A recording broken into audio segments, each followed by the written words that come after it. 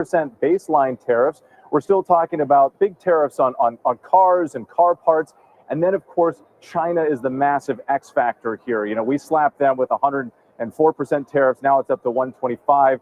They hit the United States with those reciprocal tariffs because of the retaliation there. So there's still a lot of questions about what's going to happen next. The House expected to vote on the Republican budget blueprint resolution tonight, but House Speaker Mike Johnson may not have enough Republican support. He can only afford to lose 3 votes. Flooding remains a threat in parts of the South and Midwest after this week's storms. This is ABC News. More than a dozen new sounds are being added to the National Recording Registry at the Library of Congress to preserve the work of artists and their music and much more. New entries to the National Recording Registry range from Elton John's 1973 album Goodbye Yellow Brick Road to Celine Dion's Titanic hit My Heart Will Go On. But it's not all music. Chuck Thompson's broadcast of Game 7 of the 1960 World Series, and even Microsoft's Windows 95 startup sound, all now a part of the Library of Congress. Mike Dubusky, ABC News. Uber is out with its latest Lost and Found Index. The top 3 commonly left behind items were phones, keys, and wallets. The most forgetful city, also the most busiest, according to the ride-sharing app, is New York City. Michelle Franzen, ABC News.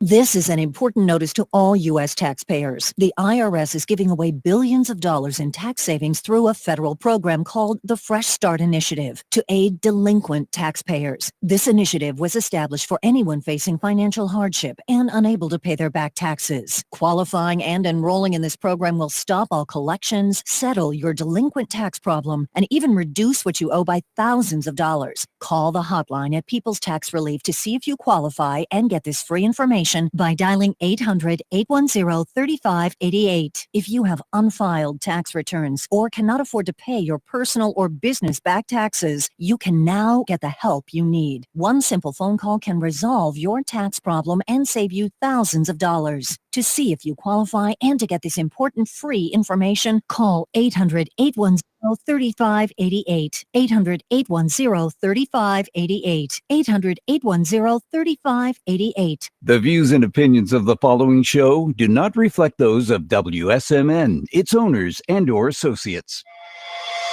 Welcome to the Common Sense Conservatives, a political discussion group about current events and other government-related matters every Wednesday evening from 7 to 8 p.m. Right here on WSMN 1590 AM, WSMN 95.3 FM, and streaming live on wsmn.live.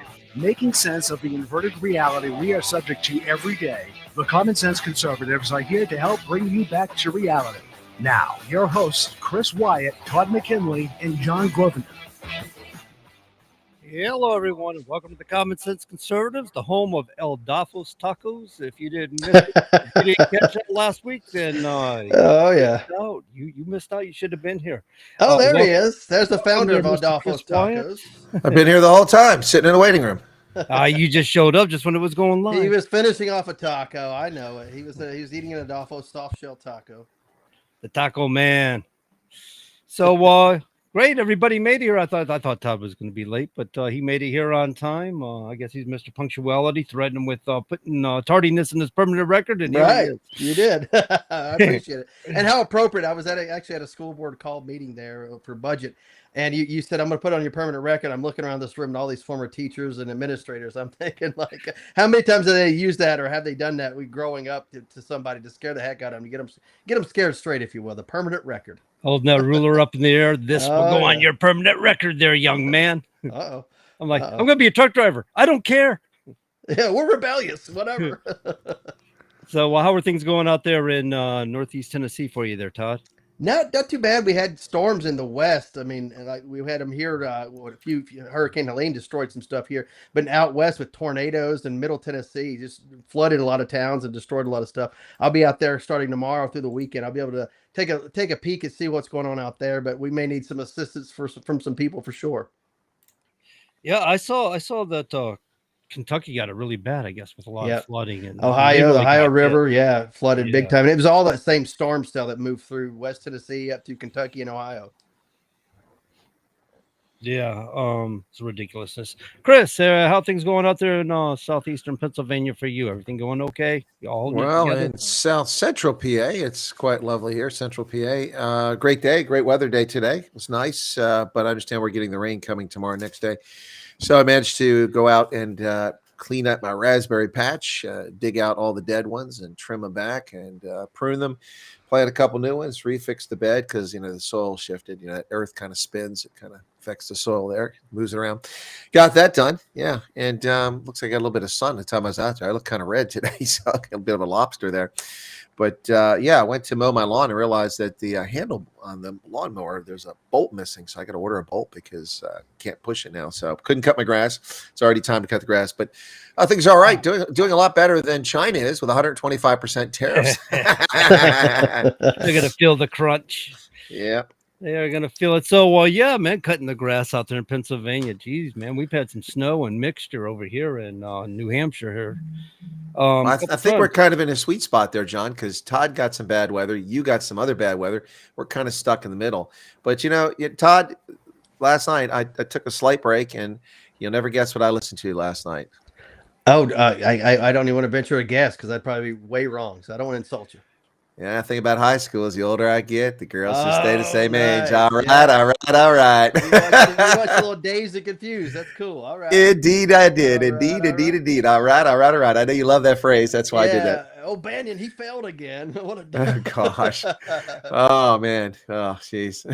Let's go bust some freshmen of the paddles. I love it. So messed up. But it is. Great so cars, messed though. up. Great cars, though. Yeah. No, it's interesting to watch all the actors and where they wound up over the years. Some of them made it Mhm. big, some of them didn't. So now some of them are just becoming kind of big. Again, Cole Hauser's on that Yellowstone show. He became big. Yeah. So, yeah. All right. You're going to jail. You're going to go to jail, Wooderson. That's right. Yeah, man. One day you're going to jail, man. Yeah. Is she a freshman? Oh my gosh. Growing up, going to high school, seeing some of these old guys, and what I assume were older guys, probably in their 20s, early 20s, coming and picking up their high school girlfriends, and that was just so weird to me. And it's like, yeah. And then you watch that movie, and it's like, yeah, that went on. That's weird. Yeah, that's how it was. Yeah. Anyway. Mhm. All right, John. So we're done doing our days confused, man. We can get back to the show now. All right. I guess it's all over the news that China got hit with 125% tariffs, and 70 countries got an extension for 90 more days. I was kind of surprised. I guess Trump kind of caved under pressure with the stock markets or concern over the stock markets. Man, no. I'm not, that's not my assessment. What's your assessment, Chris? I published a video reporting that, and I'm getting this from people who hate Trump. No, my assessment is the following. The tariffs all along have been a bargaining tool. People are ignoring Trump, and he said, fine, I'll teach you. I'll learn you.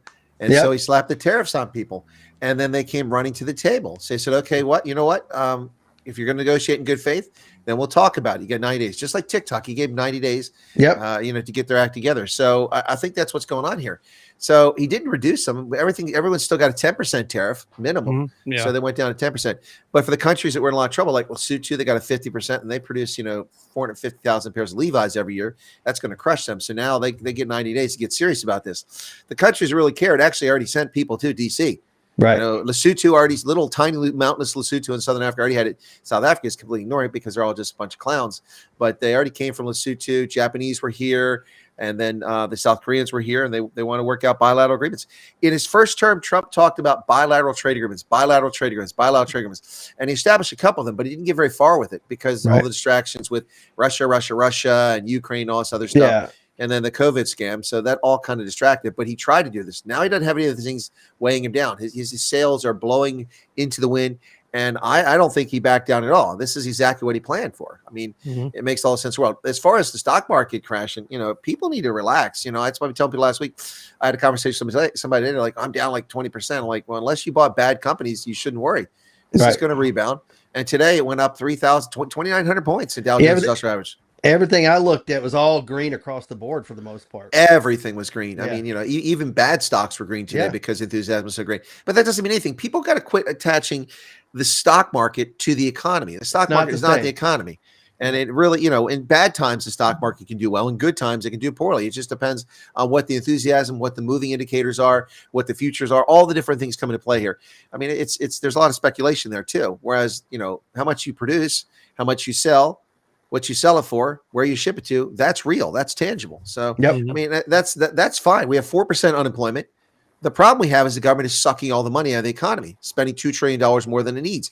Stop doing that, and then things will just become hunky-dory, and then we'll be great. But the stock market will recover. People need to take a chill pill, relax, calm down, have a what's those not a Vicodin. That's not what Chill, just a regular old chill pill. Prozac. Prozac. Yeah, have a Prozac. That's what I'm thinking. Yeah. Prozac. So Not a Vicodin, but I suppose Vicodin would help too. But some of these folks. Trump's Yeah, go ahead, John. Well, I was just gonna say Trump's secretary there for treasurers. He was just doing an interview with Tucker Carlson not too long ago, talking about how Wall Street has had its time, and it's time for some brick and mortar stores. It's time for the lower class to start being prosperous again. That does not necessarily mean that Wall Street won't continue to prosper, won't continue to do good. But it's like you said, Chris, it doesn't depict the economy. no, it doesn't. And the thing is that the market was severely overvalued. We've known this for several years. It was due for a crash. And you know what? If you're going to have a crash, why not have a planned or scheduled one, so to speak, which is Trump knew they were going to get hit hard. Stocks were going to take a dive. He also knew that he had a bargaining chip. People don't get this. I get these comments on my videos because I published it about 3 hours ago. And I'm just looking at them before we went on air. And people are like, oh, he caved. Oh, he's so dumb. He doesn't know what he's doing. Yeah, he's dumb like a fox, man. He's clever like a fox. I'm going to tell you what, these countries, they're like, oh, who are you to put tariffs on us? South Africa, we're talking about here. Well, you put tariffs on our goods. We give you duty-free access to our market. And you're complaining because now we're going to put tariffs on you? People are so uninformed about what's going on around the world. They have no idea how the United States has been getting screwed for so long by our political leaders who allowed for these things to happen. It's unbelievable. They allowed almost all, not all, but tons of our industrial production to be offshore. The United States produces about $3.6 trillion of industrial production. We ought to be producing about 8 or 10 or 12, but it's all gone to China and to Southeast Asia, and it's no longer here and Mexico and Canada for a few cents on the dollar profit. Just for shareholder return. And that stuff inflates the market. Now, look, a lot of middle class and poor people also have stocks, either through mutual funds or their own or retirement accounts. So it affects them as well. But the bottom line is that the rich guys are getting richer, and it's at the expense. We're producing almost no timber in this country. We have more forests than any country in the world, except maybe Brazil and Russia. And Canada, they're probably the fourth largest forest stockage in the world. And we're not producing timber anymore because it's so cheap to come from Canada because it's subsidized. And we allow that to happen. It's time for that to end. Yeah, so, I would agree. Interesting enough, a lot of people are complaining. Why does the president have so much power? Why is he allowed to dictate tariffs and yada yada? And ironically, it's within the U.S. Constitution, and it fell under the powers of Congress, who decided that they move so slow they need to give those powers to the president so he can rightfully adjust tariffs as needed. Right. In real time. And that's exactly what Trump is doing. Now, Trump is doing two stages here. He's got two purposes. He's got the purpose for restructuring the economy. That's one. And the other one is for policy, to get these countries on board to stop the organized crime and the terrorists coming into this country from our southern border and our northern border. He wants them to get involved. It's one thing for us to protect our borders, but it helps a lot if they do their part too. Bingo. Go ahead. I'm sorry. So the original tariffs on Mexico and Canada weren't about the trade. It was about fentanyl. That was the reason for it. Yeah. And so that's what started. But then other tariffs came because the Canadians acted like fools, and Mexico tried to do the same thing. Didn't last very long for Mexico. They came right back to the table. So, Todd, we got to give you a chance to jump in here.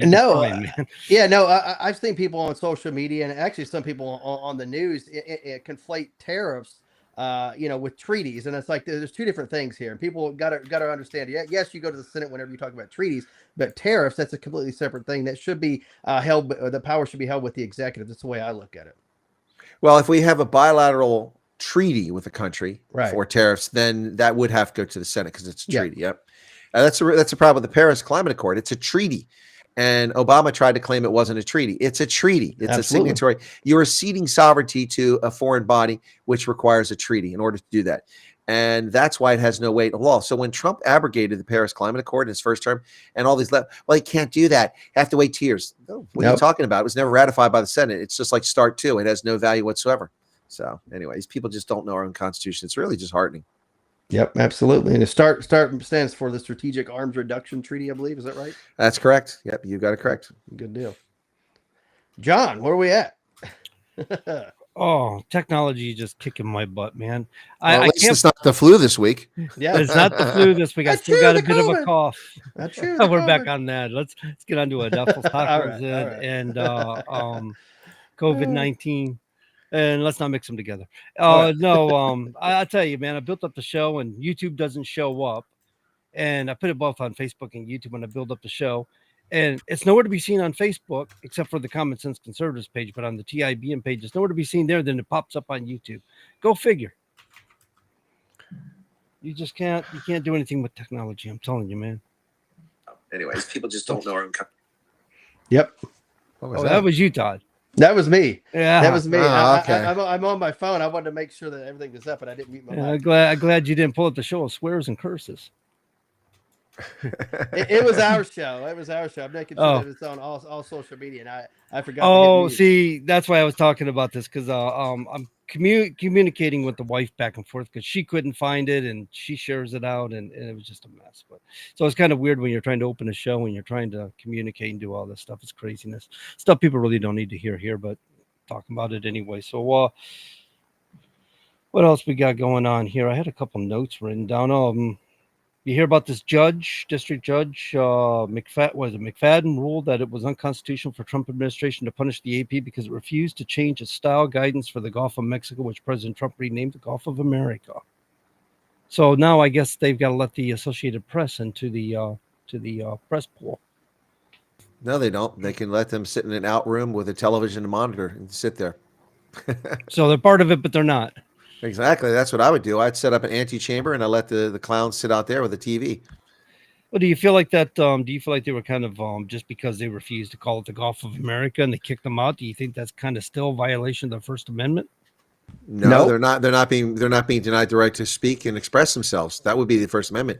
They're not guaranteed access. But to they're not anything. engaging in journalism if they're not allowed to. They're not entitled to ask public officials questions. They're not entitled to be present in a government building. They're not entitled to anything. The government cannot Right. keep them from speaking their mind or reporting on something. There's a big difference here. People have conflated access with liberties. They're not the same thing. Yep.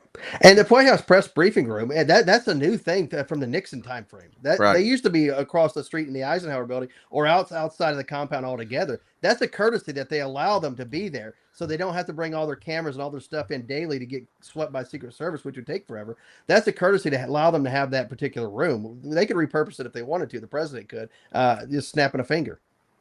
Yeah, this is intrusion into executive power. This is overreach of the court. This judge should be impeached forthwith. Case closed. Done. Oh, that's a quick case. Absolutely. That's right. Well, it's a good thing I don't have a summary judgment authority because he'd be out on his ear.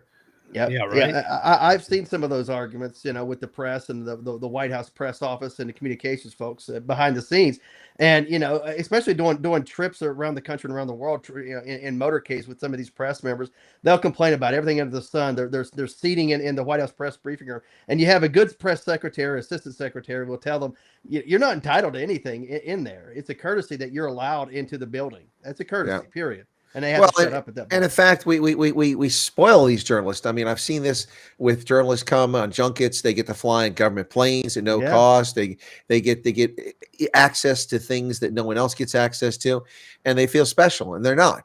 They're there to report. And instead, what they do is opinionate. They don't report, they opinionate. Now, the whole excuse was the Gulf of America. But again, I would be calling it the Gulf of the Americas, but that's just me. But the Gulf of America. But the real story is the AP was spewing propaganda, and that's why they didn't want them there anymore. So they wanted to teach them a lesson. But the whole thing. Remember when she said that? Oh, here's the address. Everybody can sign up. Non-traditional journalists are welcome here. I sent that email within 60 seconds of her saying that, and I got a response back saying they got it and they'll contact me. That was what, January? Yeah. I haven't heard from anybody. That was a scam to put their friends from One America News in there and Newsmax and Breitbart, so they could get in there and then have Right. this. If they just let them in, they get a lot of grief. Look, they're bringing in right wing racists. But since they said we opened up the non-traditional journal, so that one little 19-year-old with perky breasts, with a tight dress, she gets to stand in the back. Some YouTuber doesn't get asked any questions, and these guys get in the front row, which is what they wanted. I mean, the whole thing is a scam. Look, I mean, I said I'd hold the Trump administration accountable. I'm holding accountable. That's a scam. That's what I'm saying.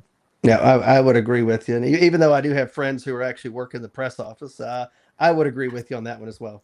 Yeah, it's a scam, man. Look, I mean, that I'm not targeting anybody. I didn't say anything about anybody in particular. I'm just saying this was just a smokescreen so they can get the people they want in the room, and that's not right. They shouldn't have done that. Yeah. They should have had the nads to say, look, we want these press agencies in here, and we're going to let them in. It's our press room.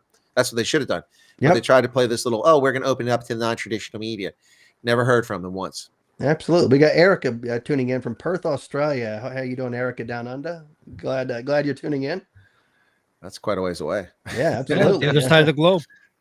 Well, indeed. It's 7:21 in the morning in Perth, Australia, on the west coast of Australia. Wow. That's a big destination for expatriate South Africans. They've got a lot of them living there. Yeah, I've only been to the East Coast, New South Wales, Sydney. That's about my exploration of Australia. I've only been to the airport in Sydney. That's it. I looked out longingly out the glass at Australia and then got on a plane and flew into Yeah. I want it. Let me out. Let me out. Yeah, they got these big glass windows. You probably saw that at the airport. I mean, huge. I mean, like 60 feet high, and you can look out. I landed on a C-17 and okay, you didn't see that then. Early in the morning with a bunch of limos for the vice president in the back, and we went straight to the hotel. That's about it. I didn't see the airport. Gotcha. Yep. Yikes. But good times there, I can tell you. Sydney's beautiful, even just to walk. It's a very walkable city. I had no problem going to most neighborhoods there, just walking around. So yeah, low crime as far as I know. But I had no problem walking around there a few years ago. It's a shame it's wasted on leftists. Yeah, that's true. I agree with you on that one for sure. All that beauty. Indeed. Yeah.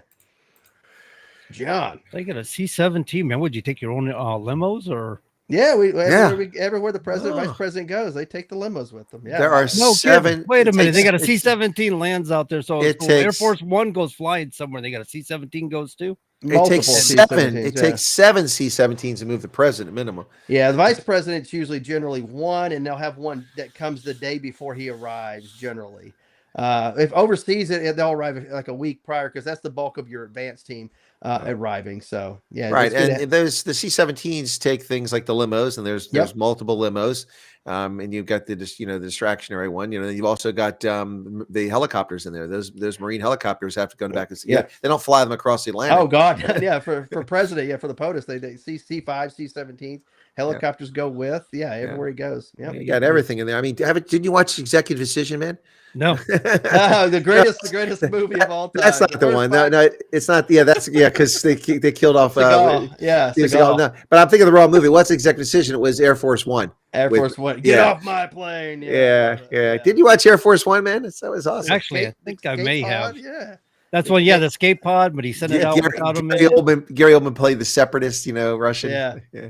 He's a hell of an actor, Gary Oldman. Man. Oh, quite a range. He did a great job of Dracula back in the day when he was very young. That's true, yeah. And then he played Sir Winston Churchill a couple times there, very well.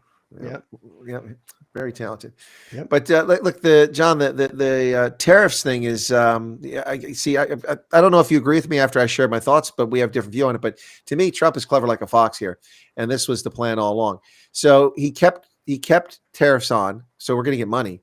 And the anger is going to tamper down a bit, and they're going to come to the table and kiss the ring. The only problem I have with Trump in this whole situation is he was recorded on camera. There were some Republican events saying they all came and kissed my backside. And that was not cool. That was at the NRCC thing last night. I believe it was. That doesn't help. That doesn't help anything. That does not. No. Supposedly, Trump made a claim that he's seen things going with the stock market, and he had a lot of people talk to him about it. So he decided he'd back off a little bit and give him some breathing room on it.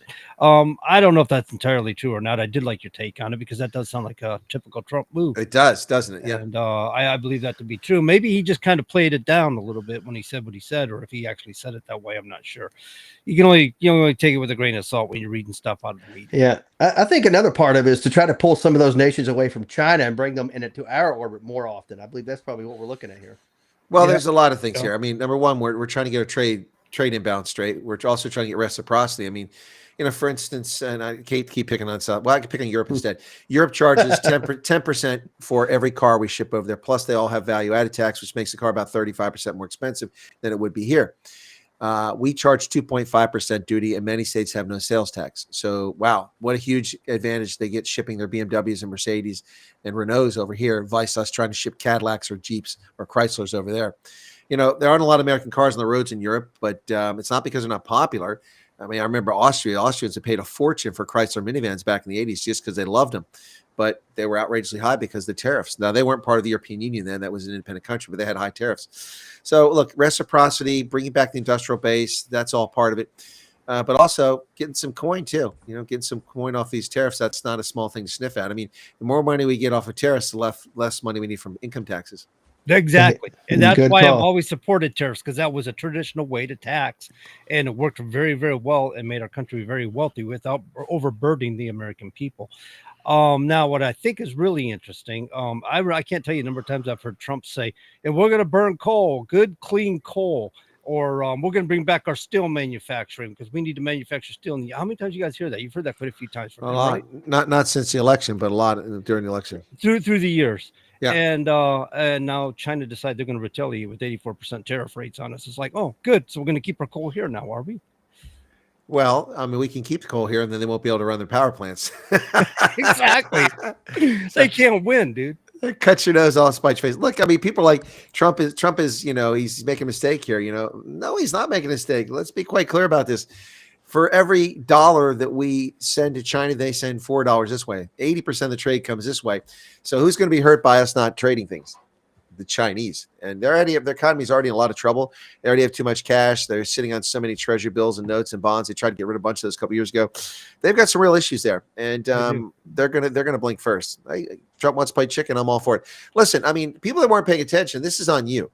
I paid attention. I knew Trump was going to raise the tariffs. He talked about it. So in November, after he won, I waited till he won to make sure I was correct. I bought my laptop. Now laptops are going to be expensive, but I got mine already.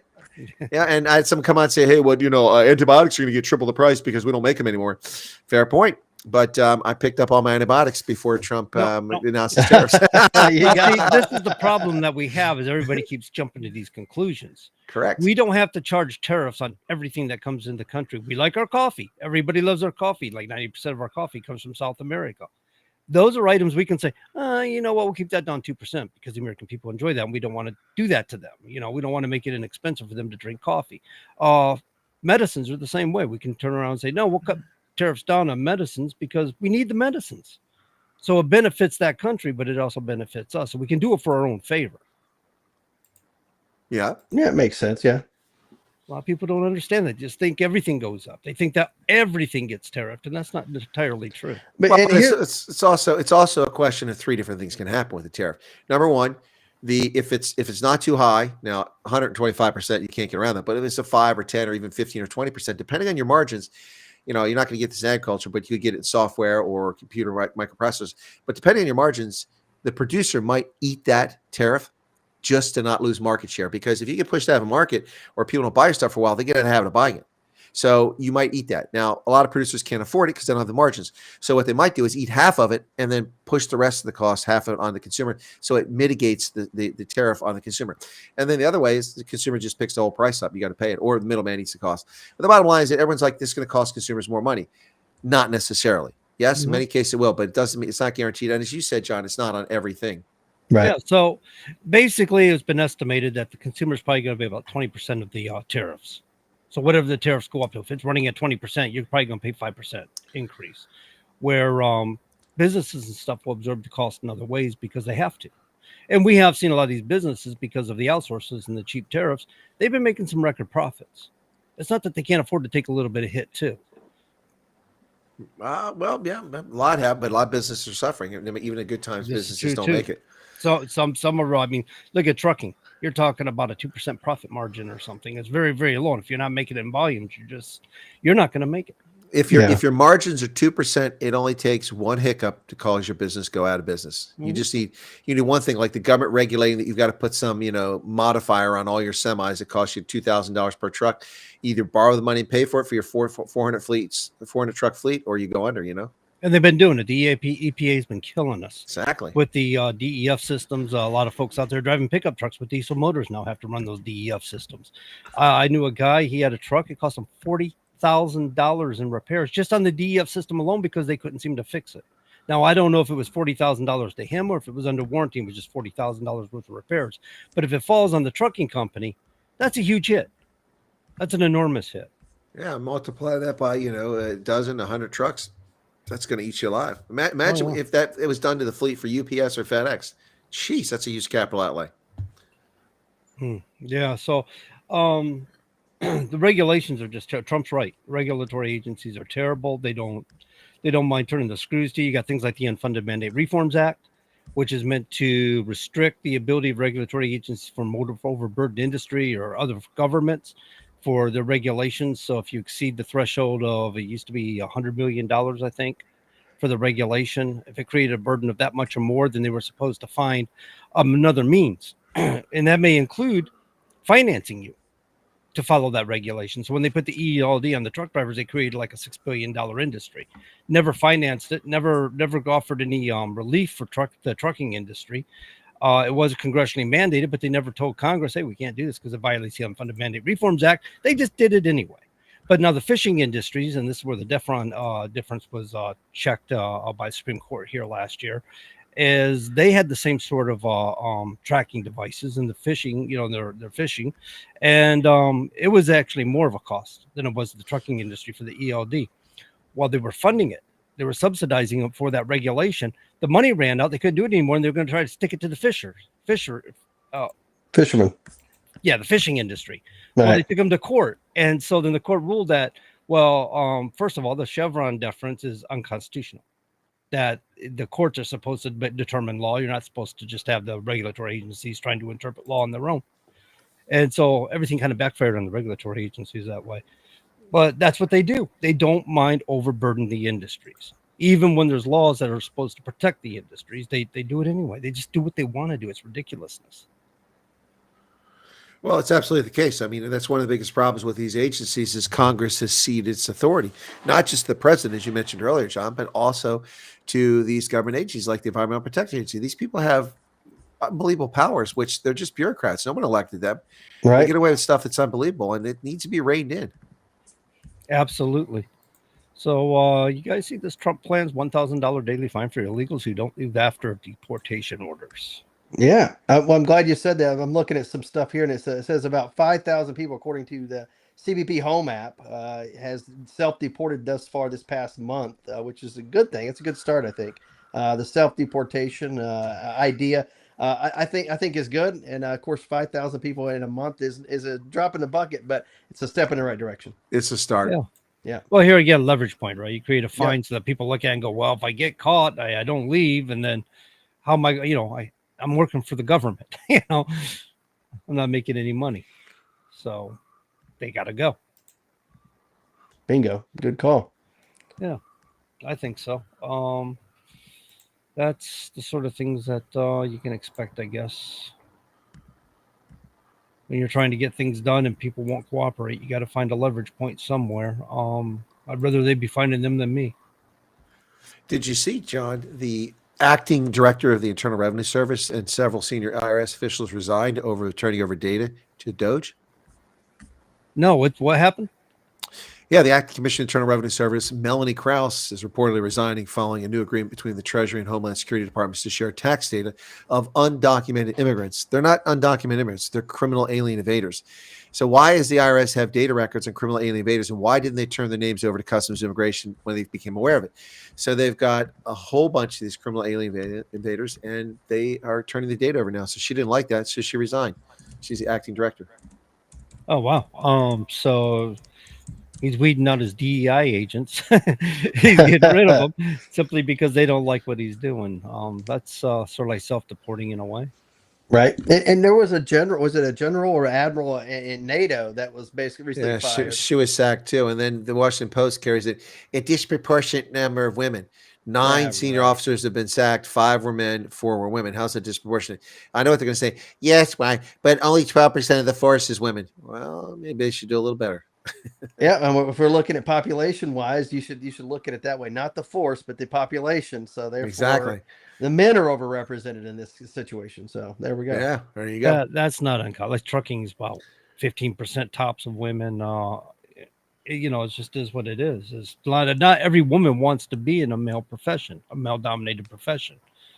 Some do, and others, they prefer different trades. Sure. We have different likes, dislikes. Of course, the socialization process, the way we're born, raised, and stuff like that. We're geared toward different things. All males aren't going to want to be truck drivers or go into construction. There's different things for us. And I think that plays into male, female, the professions that we want to go into. I think it has to do with just the way we're raised, the way we're genetically made up. I believe. Well, all I need to know, I learned from Kindergarten Cop. Yeah. Oh yeah. I know what you're talking about. Oh yeah. Boys have something, girls have something else.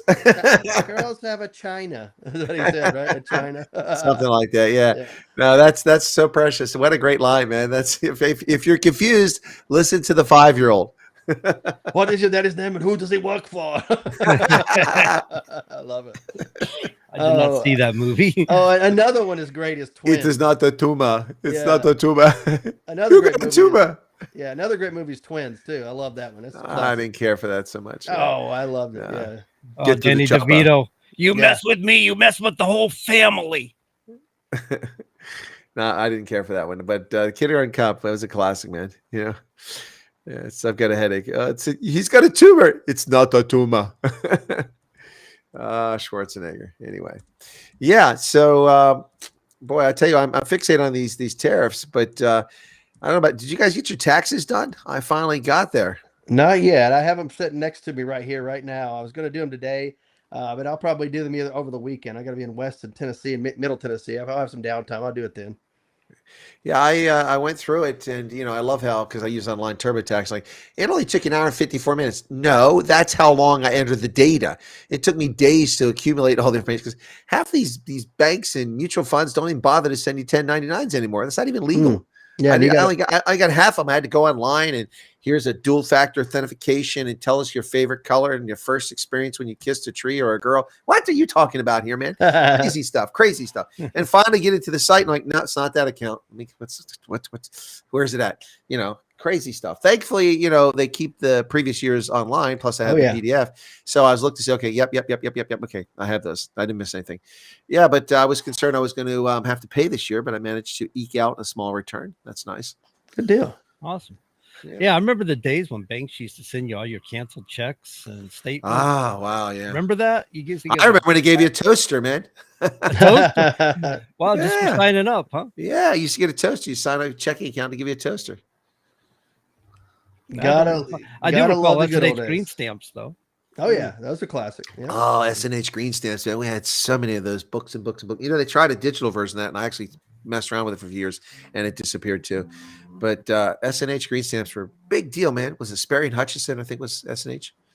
I don't remember actually. I was asking somebody that what it stood for because I couldn't remember. Yeah, so many billions of those stamps were issued. What a piece of Americana it's missing. Route 66, S&H green stamps, man. Yeah. Wow. Publishers Clearinghouse, are they still around? I don't know. They were a couple years ago, but yeah, Publishers Clearinghouse, Jerry Lewis Telethon.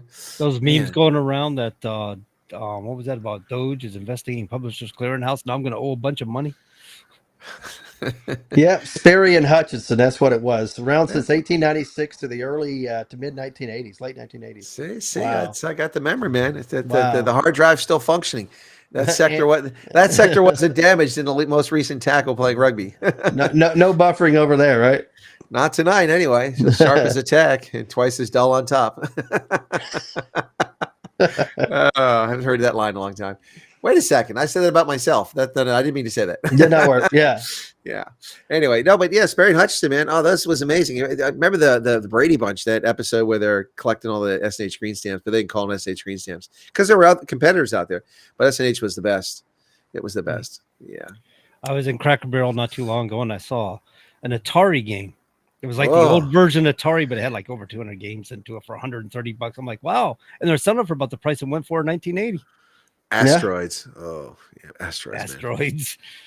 Man. Don't forget that. And then Galaga, that was another one too. Galaga. Yeah. That was a Galaga. fun game. I like the arcade game. It was fun. Yeah, no, it's well, I mean, the other do you see the episode when Costanza gets the Frogger game and he's Yeah. trying to cross the street with it? It's like he's playing Frogger. You mean the holes? Yeah. I love it. Where's the bathroom at? It has no it has nothing to do with anything. The guy's like, where's the bathroom at? Oh, I love it. Yikes. The culture. Great. Time's gone by. I mean, when you could make a show about nothing and just watch them over and over and over. You know, I've probably seen every episode at least several times each. You know what I'm saying? Just you keep watching it. Now television's just full of shows that say nothing with actors that can't accomplish anything. Yeah, but you watch TV? And overpaid too, yeah. Well, not really. Sometimes I put it on the background. So I had somebody made a post about the old TV variety shows like Hee Haw and stuff, and want to know what people's favorite were. And I was like, "Are you really? Is it show you what miss? Because he's talking about missing them." And I'm like, "Do you really miss the show? I mean, you can pull it up on YouTube and watch full episodes." Sure. So is it that you missed the show, or you just missed the time period? Some people were nostalgia. You know, they were younger. They could move around. They could do stuff. And now they're, older. They weigh more. And then, of course, their health's failing. So I guess nostalgia, for the days that they felt better. I don't know. I don't know, man. You go back to 1970s, 1980s and stuff, and the muscle cars and the mindset. People had a different mindset back in the day. Things were different. I mean, you were drinking Coca-Cola out of glass bottles, not plastic crap. that's why I buy my Coca-Cola. Hey, Mexico, only from Mexico. Bottles, pure cane sugar, the good stuff, man. Mainline, that's the good stuff. That is the good stuff, but now it's about $1 a bottle anymore or more. Oh, it's 30. What the heck is it for 30 kids? pack is $32 or something? Or no, it's 35, 36 here. Wow. And instead of this high fructose corn syrup crap. Yep, that's what I was going to say. That stuff will just kill you. But the cane sugar is a heck of a lot better for you. Although it's not good for you, but it's way better than that. Well, it's fine. It's fine in proper consumptions, right? Like anything else. Right. In moderation. If you had 1 or 2 cigarettes in your life, you probably wouldn't get cancer, right? But if you're going to drink or smoke 3 packs a day, well, good luck to you. Right. All things being equal, yes, it's not going to go well for you in the end. That's for sure. Right. And it's funny, I don't mean to be funny. Morose. Morose. But think about it. People that complain that doctors don't know what they're doing, they can't do this and that. It's like, but you've ate horribly your whole life. You didn't exercise. You smoked. You sucked down soda after soda. No wonder you have so many health problems. It's not the doctors that can just fix you magically. I'm sorry. It doesn't work that way. Well, that's why we need proper access to primary health care providers. Every 6 months, everyone should see their primary care physician. And hey, look, I told you 6 months ago, you better start putting a glove on that thing. It's the third time you come for an STI. It's going to fall off, Yeah. 6 months. I thought it was 6 years. Oh, crap. No, but I mean, look, that's the problem. We don't have enough GPs in this country. No country has enough GPs. But we should have enough GPs that every person in this country can go see their doctor twice a year, minimum. That's assuming, and then what you get is, your doctor like, okay, last time you hear you weigh 105, now you weigh 115. This is not good. Your heart rate's elevated, your cholesterol's rising. You need to change your lifestyle, change your diet, or change your exercise activity, or a combination of the two. But if you see that every 6 months, because we don't see the changes in ourselves, next thing you know, wait, where'd that come from? Where'd that tire come from around waist? Oh, where'd that dog come from, man? He looks happy. Yeah, this is Sprout right here. Hey, Sprout. He's having hey, Sprout, say hi. Sprout. He's like, say hi, put me down. I want to run. He can't hear me. You got the earphones on. Yeah. Good boy right there. He's going to have a conversation with you too there. Yeah. No, he's getting ready to go to boarding here in a little bit because going to be out of town. But it's not my dog, and a friend's dog. And she's bringing it over here. Carrie's bringing it over here to let me see him for a little while. He's a good dog. Boy. Looks very happy. Oh yeah, absolutely. And he's quiet too. Good boy. Good boy, Sprout. Clearly not a liberal dog there. No, definitely not because he's happy. Yeah, you don't like that song? My dog's a Democrat. Oh gosh. So Dave Rubin had a clip down the other day, and it's talking. They're talking about zombies, and the guy's like, "These people their eyes are dead. They do what they're told. They just go where they're told. They're automatons." And then Bob Hope says, without missing beat, You mean like Democrats? Yeah, I love that skit. Yeah. So, what do you guys think about Ken Paxton wants to run for U.S. Senate in Texas? Why not? Why not? He's a great attorney general. I think he'd be a great candidate for people in Texas if they can get the votes for him over the liberals, because they've had such a growth of liberals in Texas. It's incredible. Oh, yeah, and I think he should run for that seat. So we'll see what happens. Yeah, I mean, John Cornyn shouldn't be, be able to walk right back into it. It's enough of it. We need term limits. And, after a couple of terms in the Senate, 12 years, that's more than enough. I'm sorry. It's time to go ahead and ride out and go home. Yeah, I think you're right on that one. I'm not going to argue that for sure. Yeah, it's a little too much time there. But Cornyn has proved to be unreliable too. So, yep, absolutely. As far as the conservative base is concerned, we want reliable people. Ken Paxton's been a good AG for Texas. I mean, he did a lot of investigative work on the voting and for voting fraud or cheating in elections and things like that. Really come down on people hard about that. He's been quite a force to be reckoned with. He doesn't back down. During the Biden administration, I don't know if you remember or not, but the Biden administration was full out attacking him, and he just absolutely did not back down. He went at it full bore on him. Yep. I think he was kind of behind it with Abbott on sending a lot of people out there to what was it? Paxton and Abbott that sent folks out there to Martha's Vineyard. Mm-hmm. Yeah, I think he did. Yep. I think didn't the Biden administration or the DOJ bring him up on some charges toward the end of the administration? I think something like that. They've had quite a few lawsuits they've had to deal with from the Biden lawsuits administration. at least. Yeah, I don't know if they were charges or anything like that. I know he had some legal problems he had to work through, which were all nonsense and thrown out, I believe. Yeah, I think Paxton's a beast. I really like him. I wish he lived in New Hampshire and could run an Senate race. Just don't get Raffensperger there from Georgia. We can do without him. Oh God, what a useless guy. Chris Sununu was looking at exploring to run for U.S. Senate, and he even had Trump's endorsement of all people. Trump's like, yeah, Chris is a great guy. I hope he runs, and he was endorsing him and everything. And all of a sudden, out of nowhere, Chris is just like, no, I don't think it's for me. That's interesting. I mean, to think about it, I mean, the Sununus, I mean, they could pretty much walk into nearly any office in the state, right? Yeah. I mean, for decades now, right? His father and now him, right? Talking about nepotism. Yeah. Nepotism works, sadly. Got a few folks here that really aren't fond of Chris Sununu. Was making connections to his brother with the World Economic Forum. He's like, okay, I don't know how that's a reflection on him, but maybe it runs in the family. I don't know. Right. Well, the association's there for sure. Yeah.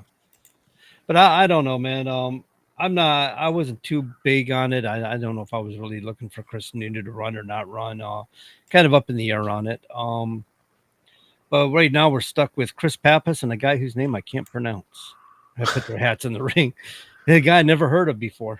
Never held any office here in New Hampshire. And so I guess we're going to see. I even hear that Goodlander, who just won the U.S. House seat here in New Hampshire, the 2nd District, she's contemplating, from my understanding, a run in the U.S. Senate. I guess people much prefer to be senators. So better paying job, better office, bigger office. Some people think it's a higher position. I don't know if it's higher or not. But. Right. Yeah. But they think just because they've spent a certain amount of time in one office, now that basically allows them to run for some other office because I have the quote unquote experience. It's like, yeah, you've had experience, hanging around a legislative body, but that's not necessarily the same as real life experience, owning a business, building a business, being out in the world, defending the country, things like that. You have very limited experience in the real world, and here you are legislating on the real world. I'm sorry. At some point, you got to go out there into the real world to have that experience. Not say my experience in the House or Senate is enough. I don't think so. Or you just have to be very, very well connected with the Obama and Biden administrations through your husband, and that's where good. Right there you go. She's married to a man that's got a lot of high end connections. And, and that's another thing. It's regardless if it's nepotism or it's just the who nonsense. It's good people need to get involved politically and come out and vote. I mean, we can't allow the establishment to decide who's going to be our candidates and at the same time who's going to serve in public office. Elect good people, for crying out loud. Well, you gotta, somebody once asked, how are we going to stop corruption here in the United States? How are we going to stop corruption in our government? My answer to that is it starts with the party and it ends with the party. When you have corruption in your own party, you got problems. Oh yeah. We're seeing the left is breaking down because of it, and the right's not void of it. I hate to say that, but that's true. The right's not void of it. I've seen Oh, too that- many but- people that ran for office that were front runners that didn't win, and they were told they weren't going to win. Yep, and we've got a lot of good people, in the state of Tennessee, for crying out loud. But we have a horrible voter turnout. We people that aren't involved in their local political party, and we have the same old people that can continue to get reelected to some of these seats. And those are the ones who generally decide behind the scenes who's going to be a candidate for office, or who's going to be supported one way or another. The tacit endorsement or the outright endorsement from some of these individuals. We don't need that. We need to get back to good people deciding who the candidates are going to be, but you have to show up and vote. And we don't do that enough in this country. Well, we're not No, alone. no. It's just norm all over the world these days. People not showing up for elections. Yeah. Mm. I mean, we had a local election back in March here, and only 14.3% of the total registered number of voters showed up. And we have 100 and some odd, thousand, 125, 130 some thousand registered voters, and only a handful showed up in March. It's sad. Yeah, that's true. We had, I think, 17% turnout in the primary. It's nothing. It's nothing. So Canada announced 25% tariffs on some U.S.-made cars. Yes, that don't conform to the U.S. Mexico Canada trade agreement. So it's about 10%, about a little more 10%, about maybe 20. It's it's in place. They're going with it. So because Awesome. let's play tit for tat. We'll see who lasts longest, right? Yeah, Yeah. right. Well, the thing of it is it's playing into Trump's hand once again. He wants industry here in the United States of America. We outsourced a lot to Canada for Mhm. manufacturing. And Mexico. Yep. Oh God, Mexico, it's been years, decades we've been outsourcing down there, and it's ridiculousness. So I've seen a lot of posts on social media. They can scientifically engineer a dog that's been extinct for over 13,000 years, but they can't find a cure for cancer. Have you heard about this dog? No, I haven't heard about this dog. This Wolf Colossal Biosciences, the genetic engineering company working to bring back the woolly mammoth, has actually already brought back one of the extinct Ice Age cohabitants. Are these little or not foxes, but They're wolves. They were wolves.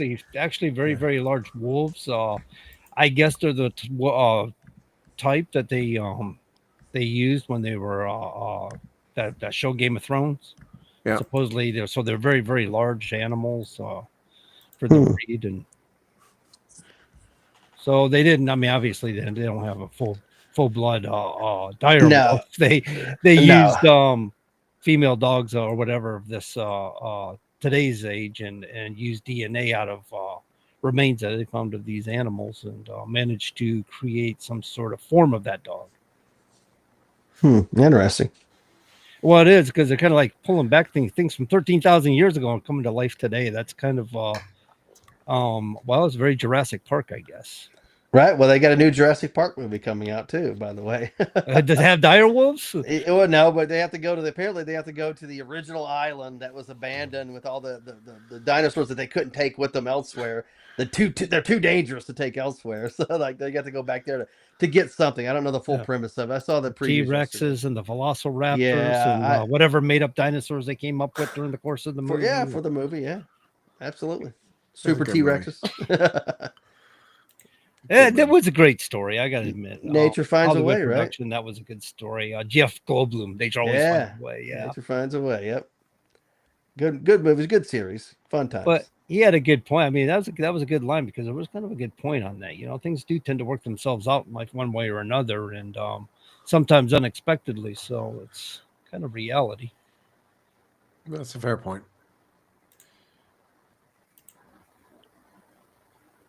All right. What else we got going on here in today's world? It's universities. Ivy League universities have their funding cut off for their anti-Semitism. Nearly $1 billion cut off for Cornell. That's $790 million, and then the rest was cut off for Western University, Northwestern. So wow, both were put on the federal government's radar for having woke anti-Israel protesters flooding their campuses and doing nothing to protect Jews. That's right. Yep. Yeah, I did see that. That's Well, tell me, as somebody with some backbone and real leadership skills, and Chris, you've been burning the candle at both ends. I have. You look like you've been burning the candle at both ends. Yeah, no. I'm usually the guy doing that. I probably should drop off in the second hour tonight. I'm not sure I'm adding to the program tonight.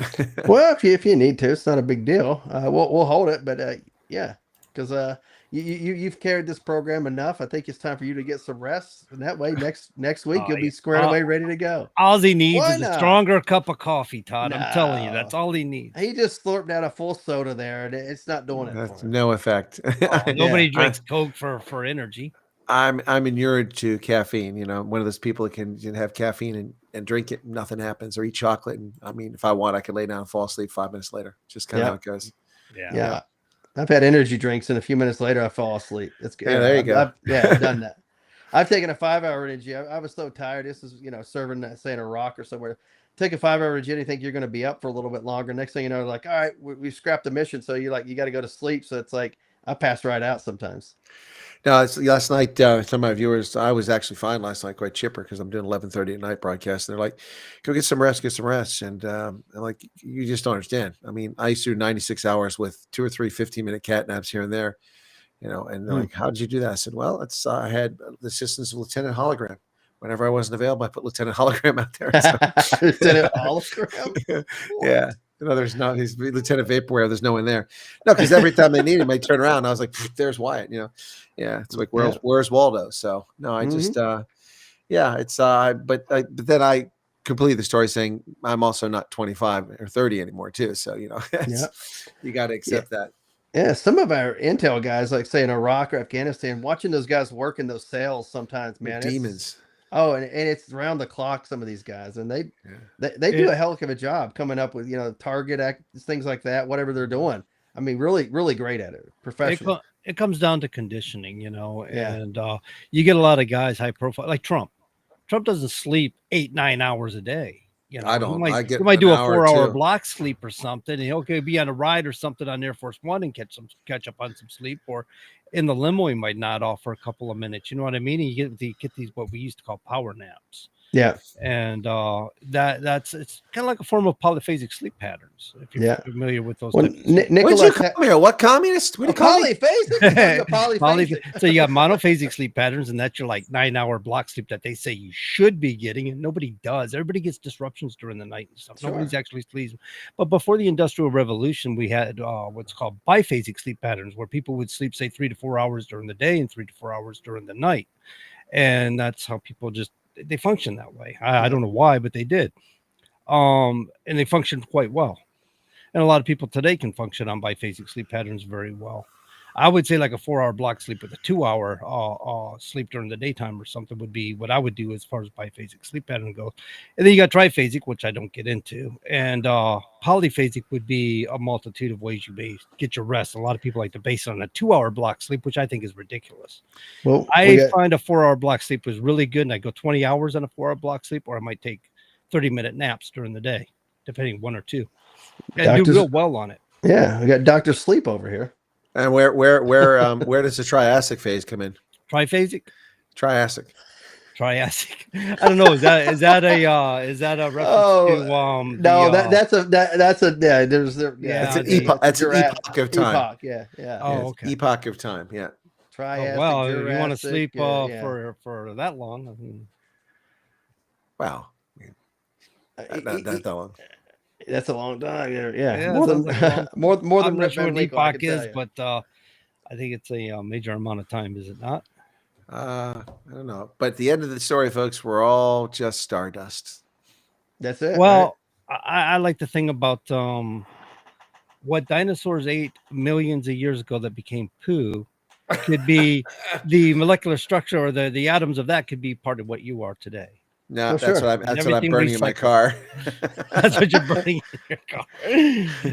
to include his battery powered electric car, because it's got to be right. Fossil fuels come into it one way or another sometimes. Exactly. Yeah, the greenies lose it. By the way, they say that 41% of all electricity generated around the globe 2024 was from alternative energy sources. Well, there you go. On that note, these happy notes, ladies and gentlemen, we hit the top of the hour, so we're going to take the top of the hour of the break. Allow you a chance to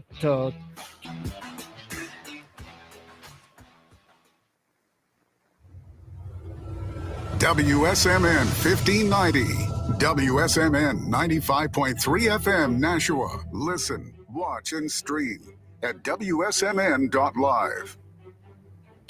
From ABC News, I'm Michelle Franzen. On the same day reciprocal tariffs went into effect, President Trump issuing a pause except for China on those reciprocal tariffs. ABC's Whit Johnson says markets rallied today, but a trade war still looms. There's still some uncertainty about the end game here. This is a 90-day pause just on those reciprocal tariffs. We still have the 10% baseline tariffs. We're still talking about big tariffs on cars and car parts. And then, of course, China is the massive X factor here. You know, we slapped them with 104% tariffs. Now it's up to 125. They hit the United States with those reciprocal tariffs because of the retaliation there. So there's still a lot of questions about what's going to happen next. The House expected to vote on the Republican budget blueprint resolution tonight, but House Speaker Mike Johnson may not have enough Republican support. He can only afford to lose 3 votes. Flooding remains a threat in parts of the South and Midwest after this week's storms. This is ABC News. More than a dozen new sounds are being added to the National Recording Registry at the Library of Congress to preserve the work of artists and their music and much more. New entries to the National Recording Registry range from Elton John's 1973 album Goodbye Yellow Brick Road to Celine Dion's Titanic hit My Heart Will Go On. But it's not all music. Chuck Thompson's broadcast of Game 7 of the 1960 World Series, and even Microsoft's Windows 95 startup sound, all now a part of the Library of Congress. Mike Dubusky, ABC News. Uber is out with its latest lost and found index. The top 3 commonly left behind items were phones, keys, and wallets. The most forgetful city, also the most busiest, according to the ride-sharing app, is New York City. Michelle Franzen, ABC News.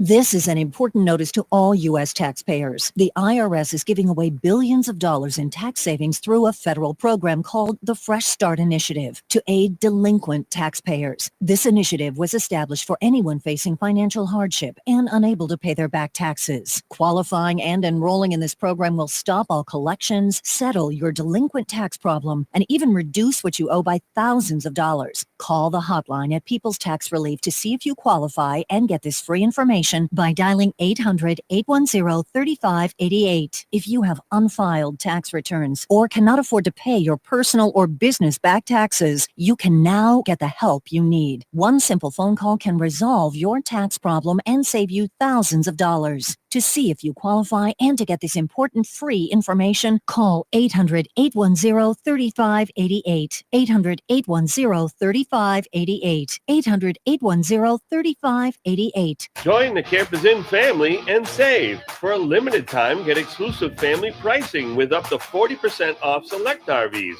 No hidden fees, just honest savings, and you'll pay what we pay for freight and prep. Looking to upgrade? Trade up and get an extra $1,000 for your RV. Enjoy exclusive parts discounts and free educational seminars to help you make the most of your RV. These VIP savings won't last. Visit Campers Inn RV today. Continuing the legacy started in 1904, Roger Pellerin of Gate City Monument Incorporated continues to provide the same high-quality monument, custom headstone, and stoneworking craftsmanship today that they built their reputation on over 100 years ago. Servicing Nashua, New Hampshire, as well as nearby areas in Massachusetts, such as Lowell, Billerica, Chelmsford, and beyond. From creating custom monuments to memorialize, to landscaping and granite work or restorative services, each job is done to your satisfaction and is backed by decades of experience and integrity. If you're thinking about stonework, think Roger Pellerin of Gate City Monument. Visit online at gatecitymonument.com. Stop by and meet Roger at 321 West Hollis Street in Nashua, or call 603-883-7141. That's 603-883-7141. Gate City Monument, memorials of distinction for people who care. All right, ladies and gentlemen, if you're just now tuning in, you're listening to the Common Sense Conservatives right here, WSMN 1590, WSM 95.3 on your FM dial. Chris Wyatt did take us up on that offer to cut out for a little bit here, so I guess he took us to El Dafo's Tacos and yes, went he home. did. Yes, he did, and that's good. Yeah, he's on the air. I mean, how many hours a day? Yeah, How how many hours a week does he do shows and, informs people on this and that, keeps everybody apprised of the real facts behind the scenes versus, what you're going to get on, say, social media or any other show, if you will, on mainstream, Fox News, CNN, whatever. You're going to get spin nonsense, and it's from the same people that they have all the time. It's never anybody who's been out in the real world for the most part and does things on a regular basis. So, he can take a nap if he wants to. He's earned it, I think. Yeah, I guess he has. Oh, yeah. I mean, I remember whenever I used to do a podcast, but mine was just every so often I would interview somebody. And that was my style podcast, was just interviewing officials and different people. Unlike what he does, he gets in there and breaks it down in depth stuff. I never really did that. I did actually two different podcasts. Another was more of a Todd Talks where I would just talk about random things that were on my mind, but they were pre-planned videos that I would do for about 5, 10, 15-minute videos. And, even those take a little bit of time, but somebody that's just going to sit there on air, for lack of a better word, for so many hours a day, that could take a toll on you. He shoots off the cuff. When he does his stuff, he just knows what he's talking about. He's very good that way. I'm like you. I got to do a lot of planning, and I'd rather just do pre-recorded stuff, and I don't, because it's so time consuming. I got so much other things that I'm doing, and just right. Yeah. To commit to that amount of time to sit there and be live every day or every night or whatever. We do this once a week, 7 to 9 Eastern, which, to me, that's fine. We're having a general discussion. We don't have anything that we have to, keep the audience, tune in next week to figure out what we're going to finish up that topic. It's nothing like that. Free flowing discussion. I kind of like that. So it's kind of like we talked about Seinfeld in the first hour. You can jump in and watch Seinfeld from the season 3 onward, or watch them in any order, and you're not going to generally be lost. I think with our group here, with what we talk about, free flowing discussion, you're not going to be lost if you watch our show or listen to our show, and you missed a couple of weeks. It's nothing you're going to have to worry about. It's free flowing discussion about whatever's going on in society at that particular moment. Well, if you weren't here last week, you'd be wondering where you're going to get your Adolfo's tacos and how all that works. But right. That's why you got to pay attention sometimes. Right. Well, so we got a question here about, it says, what is the threshold for the president to transfer weapons before Congress needs to have approval? Generally, I think if it's under a certain treaty, he wouldn't have to have any approval. Of course, that would already have gotten approval from the Senate with regards to a treaty. Anything else as far as selling arms to other countries, if it's under a specific treaty or program that we have, he doesn't need any approval because it's already been approved. It's already been legislated. But if it's something new, yeah, he would have to seek a Senate approval, I imagine, probably House approval too, because you have to procure. So then, and of course, all spending bills come from the House, so therefore you probably have to involve the House as well. I hope I gave the right answer on that one. Do you not remember the Nicaragua conflict? Oh, I do. I don't recall. Did I get them all? Yes. To quote Colonel Ollie North, he's like, in the early days of emails, he's like, well, you left a couple on a server. He's like, well, I guess I didn't get them all then. No, I'm talking about the gun trades. Iran Contra. Yeah. Okay. Yeah. That was Ollie North. He was very, very much involved in that. And whenever he was being, I think he was in front of the Senate, and they were asking him questions, talking about his emails. And of course, in those days, it was very limited as far as emails. Everybody in government didn't have some. It was more locally to the White House or NSC, and maybe involved the Pentagon. And it was easy for him to be able to have access to the servers because they probably had them in their office, and he deleted a lot of the emails. But the Senate investigators were able to find some of them that basically, led to Ollie North being found guilty for sure. But he said right there in the middle of the Senate, he's like, he talked about his emails. He's like, well, if some was on the server, he's like, did I get them all? Because he was admitting to erasing them. And he's like, no, sir, we found these, and these. He's like, well, I guess I didn't get them all. Guess you got me, basically. Man with a little bit of backbone, he's not going to play that stupid game, Right. Yeah. Not saying, oh, I didn't do it. He's like, yeah, I did it. Yeah. And, of course, they didn't have the Records Keeping Act like they do now that covered email in those days. So it was a new thing. So, of course, they've had to amend the Records Keeping Act since then with new technology. Of course, whenever text messaging came around, you had to amend that to be able to include that. So if you're talking about records keeping, you're talking about text messages, emails, and not just documents that you produce from one office to the next now. So much that goes into those particular pieces of legislation. So you hear about these 3 guys that tried to participate in a coup in the Congo?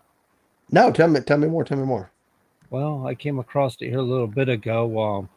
There are 3 of them were arrested for their roles in a foiled attempt to overthrow the DRC's president, Felix Antoine. Don't hold me to this name, man. I can't pronounce it. 37 people in all were sentenced due to that coup attempt, allegedly led by Malanga's father, Christian, a U.S. national of Congolese origin, who was reported leader of the failed plot. Christian Malanga was killed during the attack along with 5 others. So apparently 3 U.S. citizens were involved in this plot to overthrow this leader in the Congo, and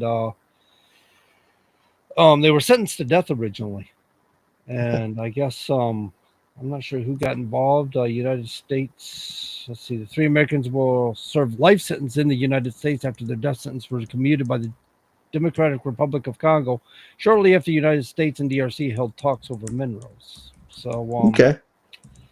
it's kind of interesting little tidbit piece of news. Do you no good, but that actually happened. Apparently, some Americans decided to interfere in other people's elections or affairs, and it definitely wasn't an election if they were trying to kill the guy.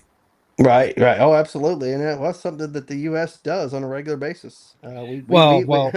For clarity, not the United States of America, but some U.S. citizens. Yeah, I get what you're saying. What you're saying. Don't want people out there thinking that we're the type of people who think the United States would be involved in overthrowing other people's governments. But of course not. You would never want that. No. And people out there on the left can hear us and go, "You know what the Republicans are saying out there?" No, we definitely don't condone it, but the U.S. does it, and it's Republican administrations and Democratic administrations have done it for decades. I mean, that's what we do. Oh, okay. Yeah, this gentleman was asking you that question, or asking in general that question about the guns and stuff, because Obama started moving small arms before the congressional approval for Gulf states. Right. Yeah, that reminds me. I mean, your mind goes right back to Fast and Furious. Where they tried that little sting operation on the I swear they did. That was the cover-up part of it, was the sting operation. They just basically wanted to give the cartels a bunch of guns, and I don't know. I got a bit of a conspiracy mind there anyway. And oh, absolutely. But when it comes to Obama, oh yeah. But the way they handled that was completely bungled, and then it didn't accept any of the responsibility of any of the fallout. They'd accepted none of it. It's like, you did the program. We know you did it. There's records that say you did it, and Americans were killed. You have actually Border Patrol agents that were actually killed, right?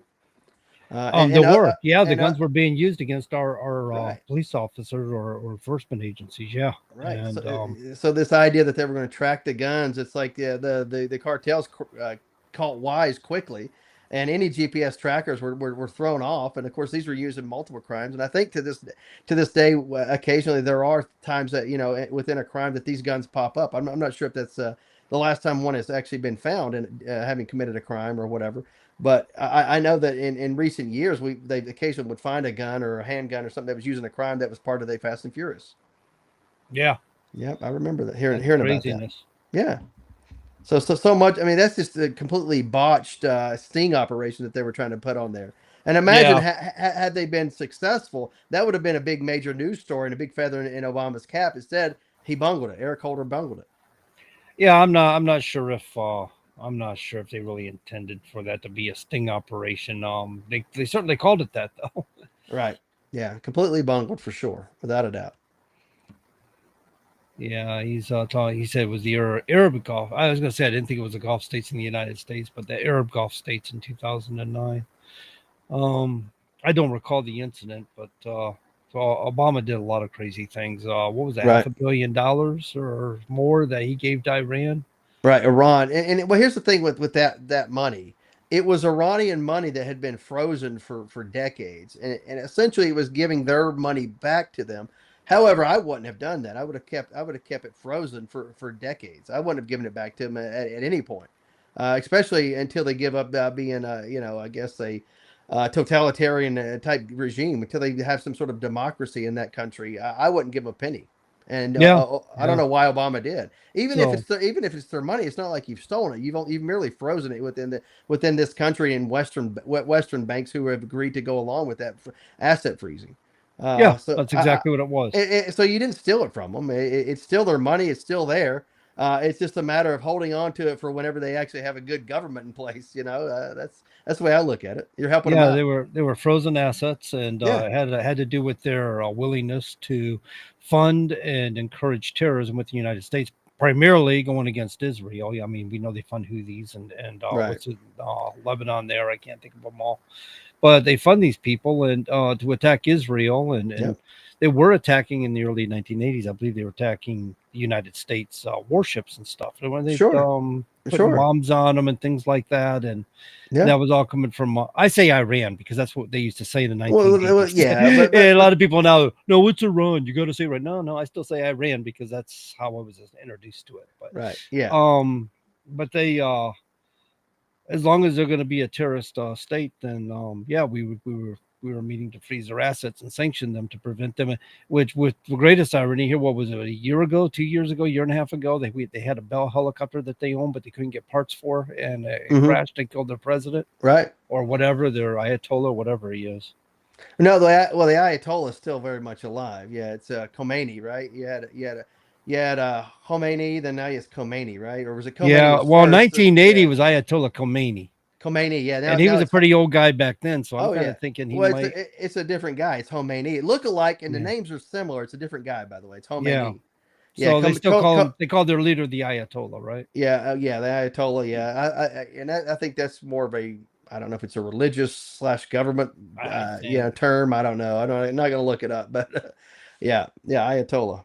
Correct. Yeah. Wow. And of course, he's not necessarily in charge of the civil government, if you will. They have an elected president, and I'll use elected in quotations, but we all know who's really runs the whole country. It's the Ayatollah, although they pretend like they don't run the government, which they actually do. Well, they're running I know it's a Muslim-based religion, right? And so they're running a theocracy? Yeah, theocracy. Correct. Yeah. Essentially. And so then usually your theocratic leader, the Ayatollah, would be in charge. Right. So you could have, it's kind of like having a prime minister and having, I don't know. I would know how to compare it, I guess, but you would have it's like your state leader would be the governor or whatever, and the Ayatollah would be the actual controlling entity. Right. Yeah, but they try to play it as if they're not controlling anything on a daily basis, which they do. They absolutely do. But they try to play like they're above that. It's our government that handles all of that stuff. Nonsense. We know. See, that's my issue with the whole head of state of the what do they call it, the Commonwealth there with all the Commonwealth realm. Yeah. The Commonwealth realm. Yeah. Is I feel like if a guy's head of state and he has a governor in your country, whether what do they call it? Governor secretary. Oh, I don't remember. The governor general. Governor general. Yeah. So if he's going to be there to represent the interest of the head of state, it's like, okay, so the head of state actually has a power in there. He has some sort of influence in there. There's not a governor general for no reason. Well, the governor general is more of a liaison, and if you will, glorified liaison that has some general powers. I don't think they don't have any powers, any daily powers, anything like that. I think they have general powers that just basically stems from the fact that who they represent. I think we got a paired. I'm not sure where that's coming in from. Is why do the presidents start the war? Why do they always send the poor? Right. Why are the police cars driving in your yard? I almost turned my head to look out. I don't know what's going on. I think he's doing song quotes here, but I don't know the song. Tell me why Trump didn't put his hand on the Bible. Okay, well that was fairly simple. The Supreme Court justice started reciting the oath before his wife was able to get up there with the Bible, so he had already started the oath. And by the time she got up there was so many people around that he wasn't able to get his hand, I think, over to the Bible. The oath was almost over at that point. I mean, but technically, you don't have to put your hand on a Bible or anything to swear an oath. Yeah. The oath is the only thing that actually matters. It's not so much what you put your hand on. Now, I agree you should put your hand on a Bible. If you want to put your hand on a Constitution, by all means, for sure, people do that. I think I put my hand on a couple Bibles and a Constitution when I was sworn in to the local school board, and it was Bibles that meant something to me, that were sentimental. They had been my mother's, and one from that she had given me when I was a child, and of course a pocket Constitution I had. But you technically don't have to put your hand on anything to be sworn into office. Yeah, I don't think he's a Trump fan. No, he was already president. He knows the drill. 45 and 47 equals 9/11. Yeah, okay, 911, maybe emergency. I don't know. 9/11. That's fine. That's fine. Yeah. What if we're gonna get a caller today? I'd love to have a caller. I mean, Yeah. fill up some of our time, right? Where you at, Danny? Danny, call in. Because I'd love because we didn't get an update from him last week, did we? I don't think it was No. a couple weeks ago before we heard from him. So love Yeah. to hear from him for sure. Yeah, love our callers, love our listeners and stuff. Some of the people that comment on the different social media platforms. I try to follow a couple of them while we're live, but I find that, it's kind of hard sometimes to get to all of them because we're on dozens of different platforms. So, how did you enjoy your hands-off protest there in Tennessee, Todd? I didn't know that it was going on until I saw it on social media and saw it in the newspapers. Yeah, and bought and paid for people to come to Northeast Tennessee to protest. I did see a couple people that I do know who are on the left from this area who did go out and participate, but for the most part, the people that I know here who live here that are on the left, they didn't go and participate in it. They were actually working today, so that day. So I know my wife put a post out there on social media asking how many of these people got paid, and some of the people that she knows actually responded saying, "Well, I didn't get paid." It's like, not everybody gets paid. That's the concept. They create momentum by paying the few, so the rest of the people join in. And right. And it's funny is I was at my congresswoman. She had a town hall. This was probably a month and a half ago. I went to, and to see the people that were there already there sitting in place ready to protest. It's like I looked around and I'm like, I don't recognize most of these people being from our area. And a lot of them were. They just were trucked in essentially because they're getting a paycheck to come in and fill a spot and raise Cain, if you will, create havoc. yeah, I know we had protests going on here in Concord, Manchester, Nashua. I wasn't going to spend my time coming down to see it. No. If they want to protest, they're legally allowed, and Sure. as long as they're not tearing stuff up. And I didn't feel like I had a reason to be there, and I definitely didn't want to be in support of it because I don't believe in it. Obviously, I'm a Trump supporter, and by the way, this gentleman here, Ted, he doesn't hate Trump. He doesn't hate anyone else. He just asks That's good. questions. So, Sure. No yeah, problem. that's genuine. That's how we should be. Yeah. We should be kind of neutral about things, not so hard right or so hard left about them. Common sense. Yeah, common sense, just like the title. Yep. So yeah, no, yeah, but I wasn't gonna get involved in that stuff. I find that a lot of people do that stuff. They're too emotionally charged. You go in there, and if you say the wrong thing, it's just things blow up, and I don't want to be part of that. Right. Well, you talk about, say, support Trump or whatever. It's like whenever you run for office or you see people that run for office, you go to some of these political events, and some of the questions people ask, it's like, do you support Trump? And it's like, I always say the first question you should probably ask, do I support and defend the Constitution against all enemies, foreign and domestic? That should be the first question. Do you support the Constitution? Number one. Number two or three could be, do you support President Trump or whoever's in office? That's fine. It's a valid question to get somebody's mindset. But at the same time, shouldn't you get the mindset of the person, directly from the horse's mouth, if you will? Ask them those direct questions. Leave the questions of who you support maybe down the line. Constitution should be first and foremost, I think. That's a good point. That's an absolutely good point. I mean, we have too many groupthink processes, right? When we start doing these things, and people the get involved chambers. it turns into, well, you get these people like, say, the hands-on, movement. A lot of people went down and interviewed, and some people were actually attacked for interviewing. They didn't really signal or say, hey, I'm a conservative or a Trump supporter. They are very neutral, button-up shirt, nothing to indicate that they were left or right. They just wanted to go down and interview. And I think they were trying to be neutral, but being attacked for doing it, sure.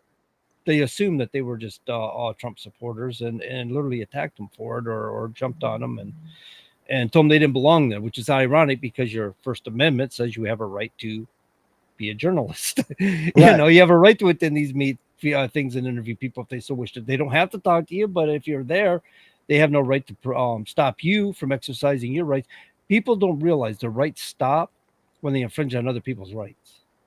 Sure. You don't get to say, I have a right to protest, but you don't have a right to be here and interview people. Yeah, no, I have every right to go document anything that's happening in a public space because I help pay for that public space one way or another.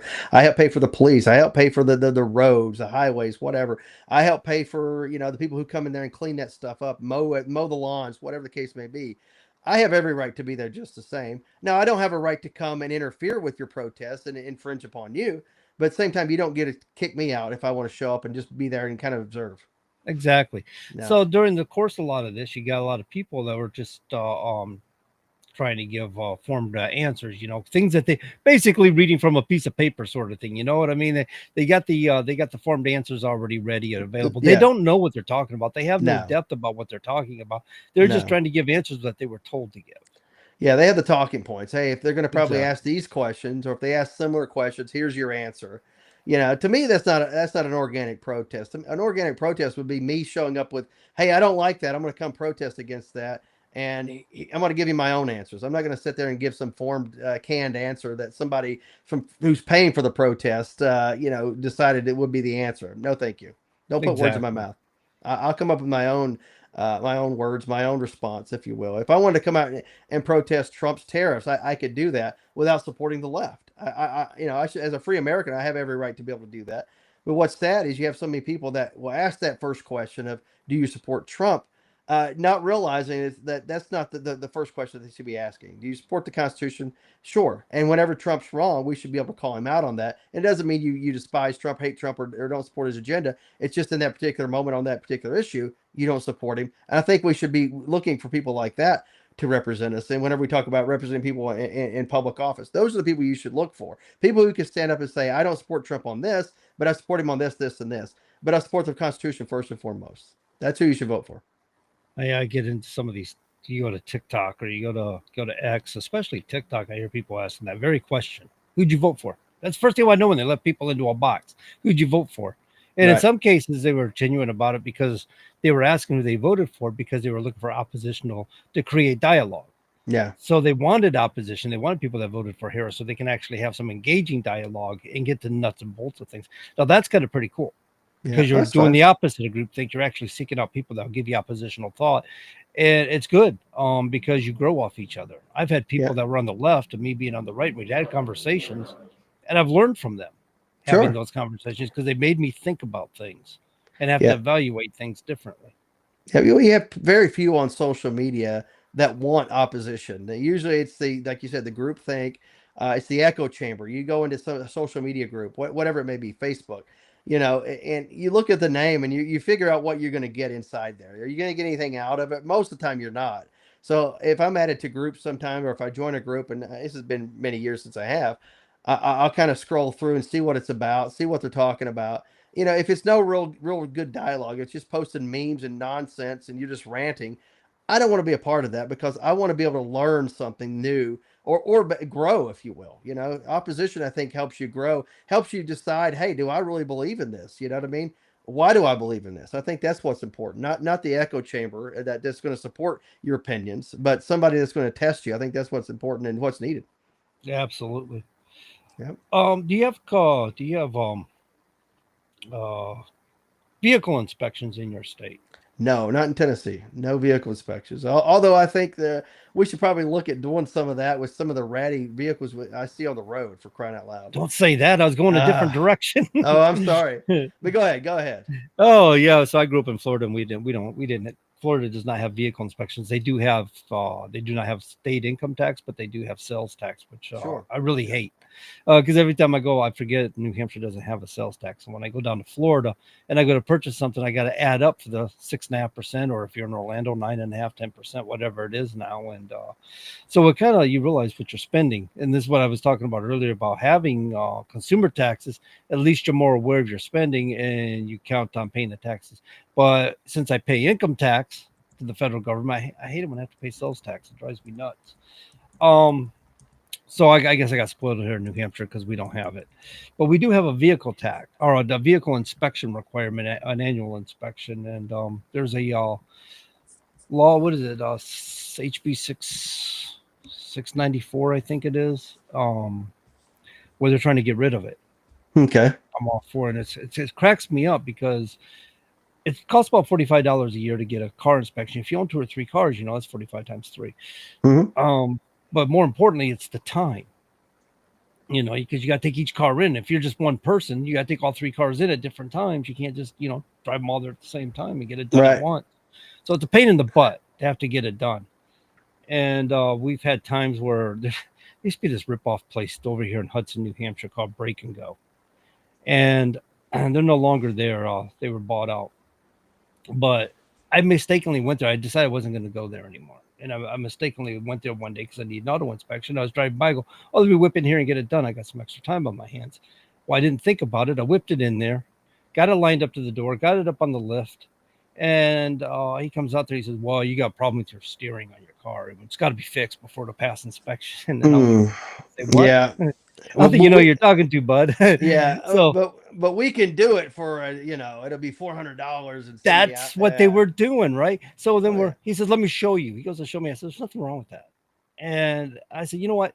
Get my car off your. That's when it kicked in. That's when a little light bulb went in my head and I realized my mistake.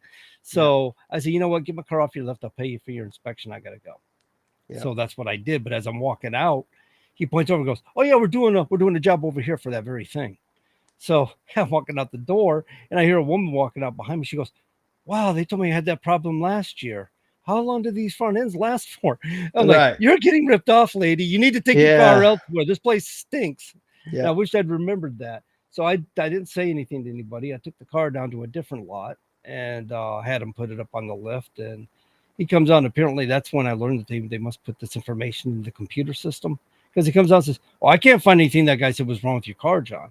I go, thank you. I didn't think there was anything wrong with my car.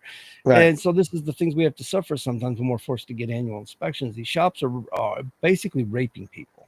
You know, they don't know anything about auto mechanics. They don't understand what these mechanics are talking about. And so they're putting them on lists and they're ripping people off. That doesn't mean every shop's doing it, but it leaves people vulnerable to charlatans out there. And there are some of those shops that that by word of mouth to go to because they're more lenient as well. As long as you're going to pay, whatever little extra that they want you to pay, you know what I'm saying? But you're going to pass the inspection though. I knew a shop like that somebody comes along and says, hey man, go to Slappy down the road and he'll slap a sticker on there for you. He didn't charge you extra. The guy that was working for him was just kind of like taking care and was just slapping stickers on. And there was I think Hawaii, whenever I was stationed there for 3.5 years, they had an inspection, I do believe. And there was a place like that in Honolulu somewhere. And I would take my car there and get it inspected. And like maybe like a few months after the last time I did it, they got shut down because it was one of those types of places, But I generally had everything maintained on the vehicle, but I needed a good inspection because I didn't need you to nitpick every little thing. I want you to. I can do the maintenance on my car, or I can take it somewhere and get it done, but I don't need to be raked across the coals here. At the same time, I would rather get in and get out. And there was one of those places that come to find out he was a slappy too. Yeah. Some people treat you fairly, and some people are just, man, all they want is the money. Yep. So a lot of people argue. I get these arguments, right? WMUR is a local ABC station here in New Hampshire, and they had a post on this, and I'm reading through it. I'm scrolling through the comments and reading these comments, and these people are like, oh, welcome to New Hampshire. We're going to have the worst cars on the road. They don't realize that all these states that don't have state inspections don't have any worse accident rates going out there on their roads. They're no worse than we are. So what's the point of having an inspection? Most people usually fix their cars, whether they're fixing them themselves or somebody's fixing them. When you're a man who's turning wrenches like I do, then you know what's wrong with your car. You're aware of things and you keep up on things. Yep. I have one guy actually come along and says, well, I want to make sure my car is safe and inspected every year, so we need to have this law in place. I go, well, excuse me. You can actually go down to the mechanic and request an inspection anytime you want to. They're glad to do it for you and charge you a reasonable fee for it, I'm sure. Right. You can do it 12 months out of the year if you'd like to. But why do I have to be held accountable to your stupidity? Because you can't just go do it on your own. You need a law to pamper you or hold your hand to the inspection station. If you need to have it inspected and you're too stupid to know how to work on your car, then take it down there and get it done. I don't care. Yeah, but there's a lot of ratty cars that are on the road, even places that have inspections. Virginia, right across the border here from where I'm at. I mean, I could, from the time we have our show, I could walk to Virginia and back probably a couple of times.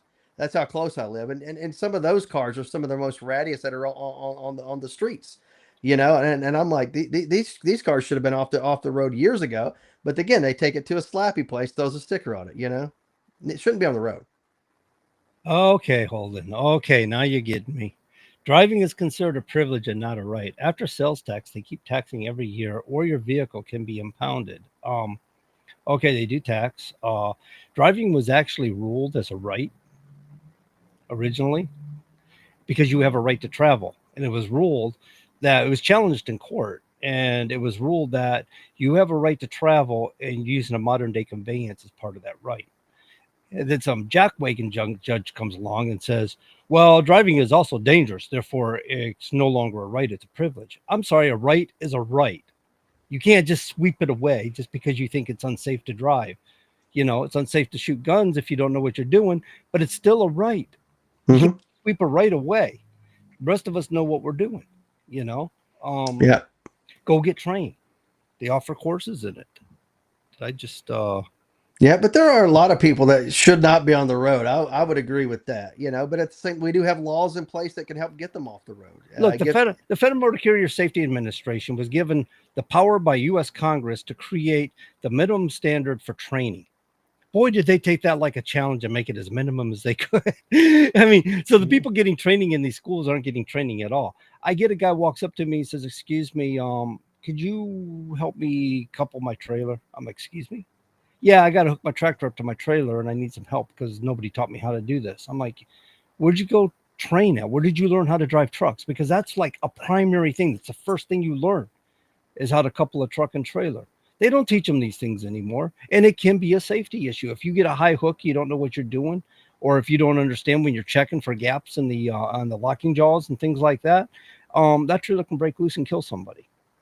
Yeah, absolutely. Yeah. And that's some of the most basic stuff you should be taught. I mean, for crying out loud, if you're going to haul the trailer, you should know how to hook it up. How do you hook your brake lines up? Your emergency brake in case the trailer breaks away, right? I imagine a semi truck has one of those emergency breakaways, right?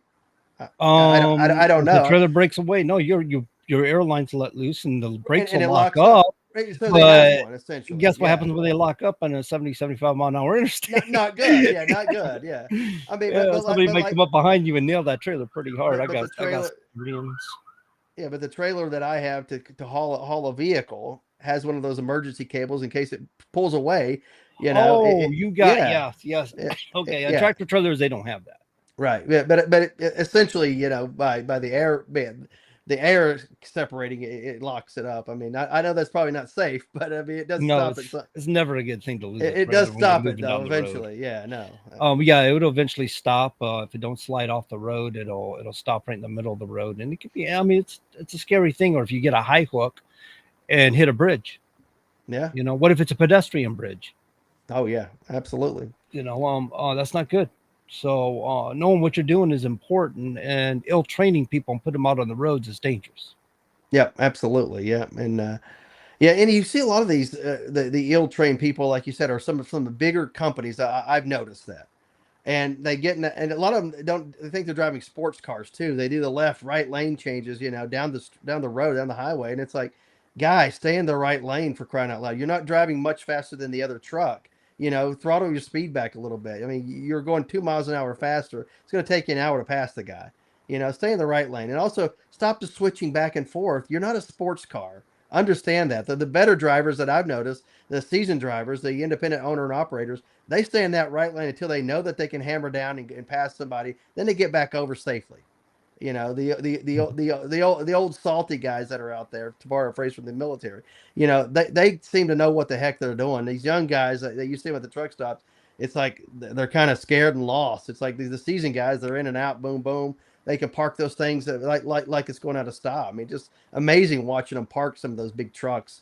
But some of those young guys, they hit everything that they can going in and out the parking lots. It's wild.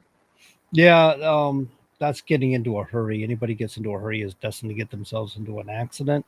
Sure. The thing about lane changing is it was actually a larger company with Schneider National Carriers. I was at one time, one of their courses, and they I had a truck leased onto them many years ago, and they come up with something that's called a 7-second lane change. And you let your flasher flash for 4 seconds and take 3 seconds to overtake the lane.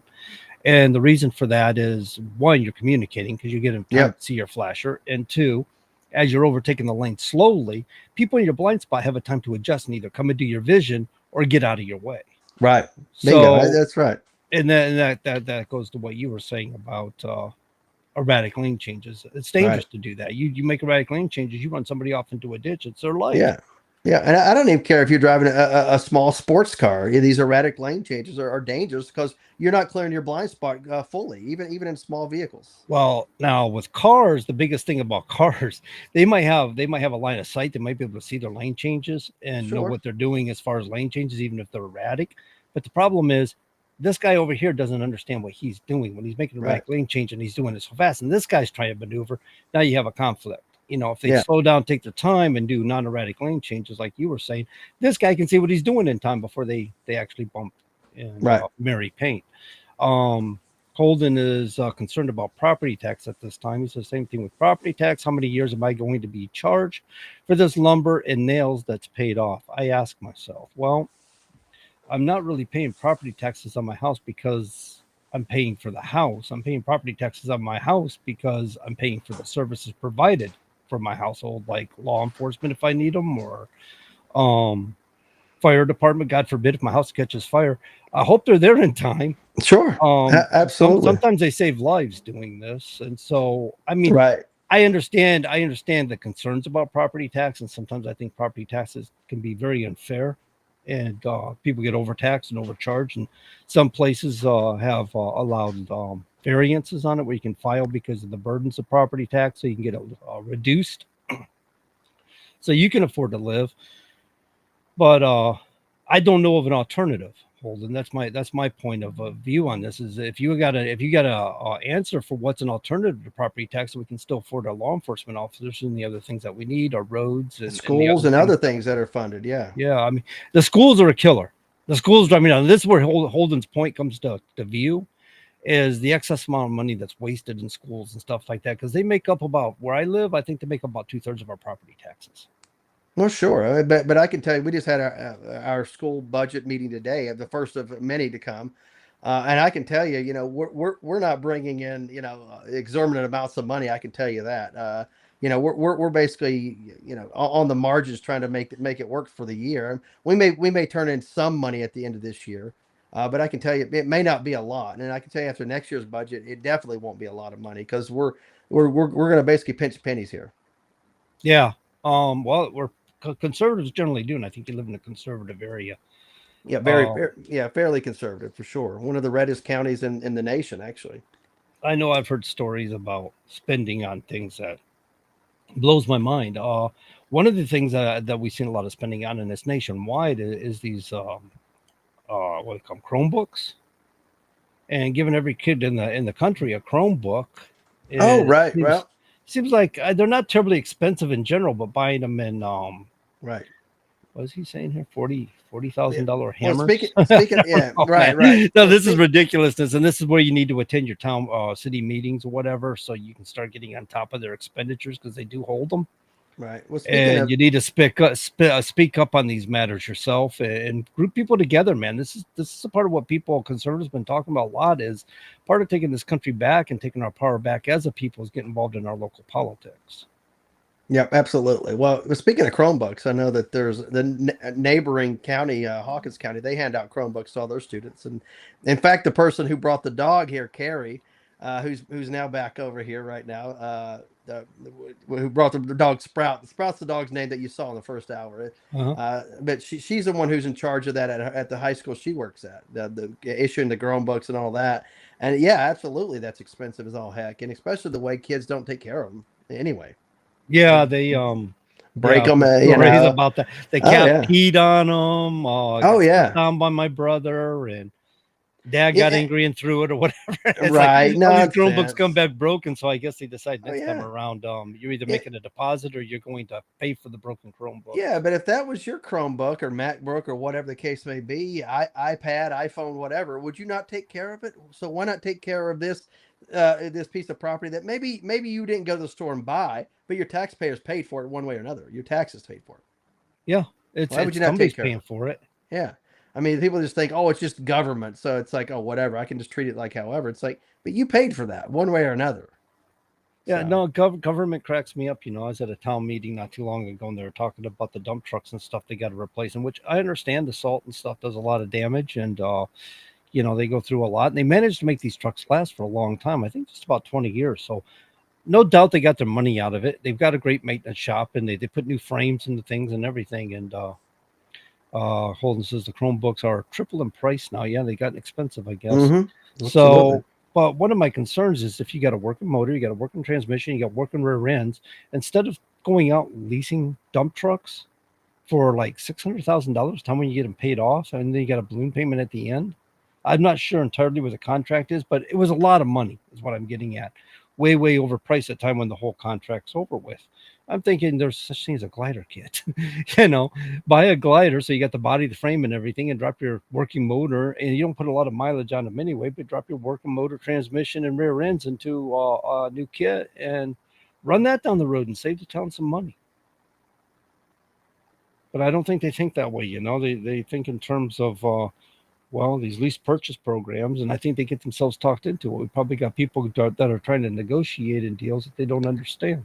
Oh, sure. And of course, they toss in, the maintenance package, No, that's what I asked him. I'm like, so is it the maintenance package that sold you on? He goes, oh, no, we're responsible for all the maintenance. I go, are you kidding me? Yeah, you're getting ripped off if you're not getting at least a few years worth of maintenance out of it. Come on now. So, yeah, Bill Gates ripping people off in soon, he says. I didn't think the Chromebooks were terribly expensive as far as an item goes, but of course it's all software based. It's not like a laptop where you got downloaded programs and things like that. It's all cloud based. So from my understanding, that's why they're so affordable, because you're not working off your own computer, you're working off the cloud and things. So yeah, generally, they're like a couple $100 or something a piece, I think. But still, I mean, like we said, when you're buying tens of thousands of them, they add up quick. Well, and then of course you got all the peripherals that go along with them, chargers and stuff like that. How much does a charger cost? I mean, I hope it comes with it. What I'm saying is they're generally lost on a regular basis, so you got to get another one. I mean, and you're always coming back. Hey, I need another charger. Do they make these kids go buy their own charger if they break one, lose one, whatever? To me that's something that you shouldn't lose. I mean, unless you lose the entire laptop or Chromebook, whatever you want to call it. Then you should have every accessory right there that you got issued, whether you got a mouse issued or whatever the case may be. I don't know. Generally, you should be able to turn everything in at the end of the year with little to no breakage. I think, but they don't take care of it because it's not theirs, and they don't think of it as having they paid for it one way or another through taxes. A lot of people think it's government. Oh, it's free. It's free money. It's free whatever. Not to be contradictory, but I do like when I was walking the dog and we walked to the school, I'd find coats and shoes and things that were left there in the school grounds where kids forgot them. I think it's in the nature of children anyway. 6th graders, 7th graders, and so forth. The younger. But once you get to high school, and when I was a kid, if you forgot your coat, your dad would be going, "Where's your coat?" He would know that your coat was missing because you hadn't been wearing it. It's like, "Where's your coat?" Oh, right. I think you got your butt chewed, man. It was no light thing. It was like, oh, we'll just buy you another one. It was like, man, that costs money. March your butt over there and go get it. Yeah, absolutely. Yeah, because I remember going shoe shopping or specifically for school, going clothes shopping or going coat shopping. Specifically during the school year. You had different things, and knowing you're going to outgrow them at some point, but at the same time, your mom and dad had to work for that, for crying out loud. That's hard-earned money. How dare you lose that coat, no matter what it costs you, whether it costs $20, $25 back in the day, or whether it's $100, $150 today. It doesn't matter. That's hard-earned money. That's your parent had to work for hours, probably to buy that coat or buy those clothes. You better take care of them. You should. Yeah, absolutely. So it's a matter of respect, I think. So I think Holden might be late for the party here. So he says Chromebook is made in China. The tariffs are going up, are 125% now. Yes, but as we were talking earlier, Holden, if it's an item that we benefit as a nation from, we can drop that 125% tariff down to 2%, because it benefits us to do that. So it may or may not go up, depends on how the president and his staff looks at the needs of the American people, or how people address it with his office. Right. And there's a number of things that are already within the system, if you will, the supply chain, that's pre-tariff, so that you could buy those without having the tariff right on it. Those will run out at some point soon, but there's enough in this nation right now that we can weather these tariffs for a period of time. Depending on what the item is, we can weather it for a few weeks, probably a few months in some situations, because we have enough on the shelves and in supply chains. Yeah. It's going to run out. The tariffs will kick in eventually, but I think it'll get to the point where China will probably come to the table. There'll be some tariffs that'll be left in place, but it won't be 125%. It'll go down precipitously. I think in a matter of a month or a couple months, eventually China will come to the table, I think. But in the meantime, I think a lot of these nations that have been buying from China will probably start buying from the U.S. And whenever that starts to happen, China starts to see that bottom line being cut into by the U.S. They'll probably come to the table at that point. Yeah, I think the retaliation at 84% tariffs is laughable. I don't think we ship a whole lot out to China. We ship out plastics, we ship out recyclables, and even then they weren't buying them all up. I mean, I've worked in landfills and stuff, dumping stuff where they're moving plastics over to the fill, that were meant to be recyclable because China wasn't buying it. So they don't necessarily buy up everything that we have. Steel and stuff we were getting from China. Which coal was we were getting from China, like we said in the first hour. And Trump wants to bring that manufacturing back to the United States, which would probably get a better grade of steel because easily, yes. Yeah, China was selling us inferior products. What about antibiotics? Here again, that's an item that may be in high demand that we don't manufacture in the United States. Until we do, we'll probably reduce our medicines and stuff like that. I'm sure that will reduce tariffs on those things because people absolutely need them. That's a health issue. And we don't want to exactly put people in the poorhouse because they need antibiotics. That's kind of ridiculous. But here again, understanding how tariffs work, they not everything falls on the consumer on tariffs. Some corporations may have to eat the cost because they realize they're being outpriced in the market. And so they might go from these huge profits that they've enjoyed in the past down to, we're going to have to eat 15% of this now. Yeah. And still make a profit. Sure. But a lot of these things, we have the ability to make them, manufacture them within the U.S. We just don't do it anymore. It's going to take us some time to be able to bring that up to speed to put them online. But if somebody wants to invest in some of these things, you're probably going to make a lot of money. Pharmaceutical company, if you will, an upstart that manufactures everything here. I know you're going to have a lot of competition from the big companies, Pfizer or whatever the case may be.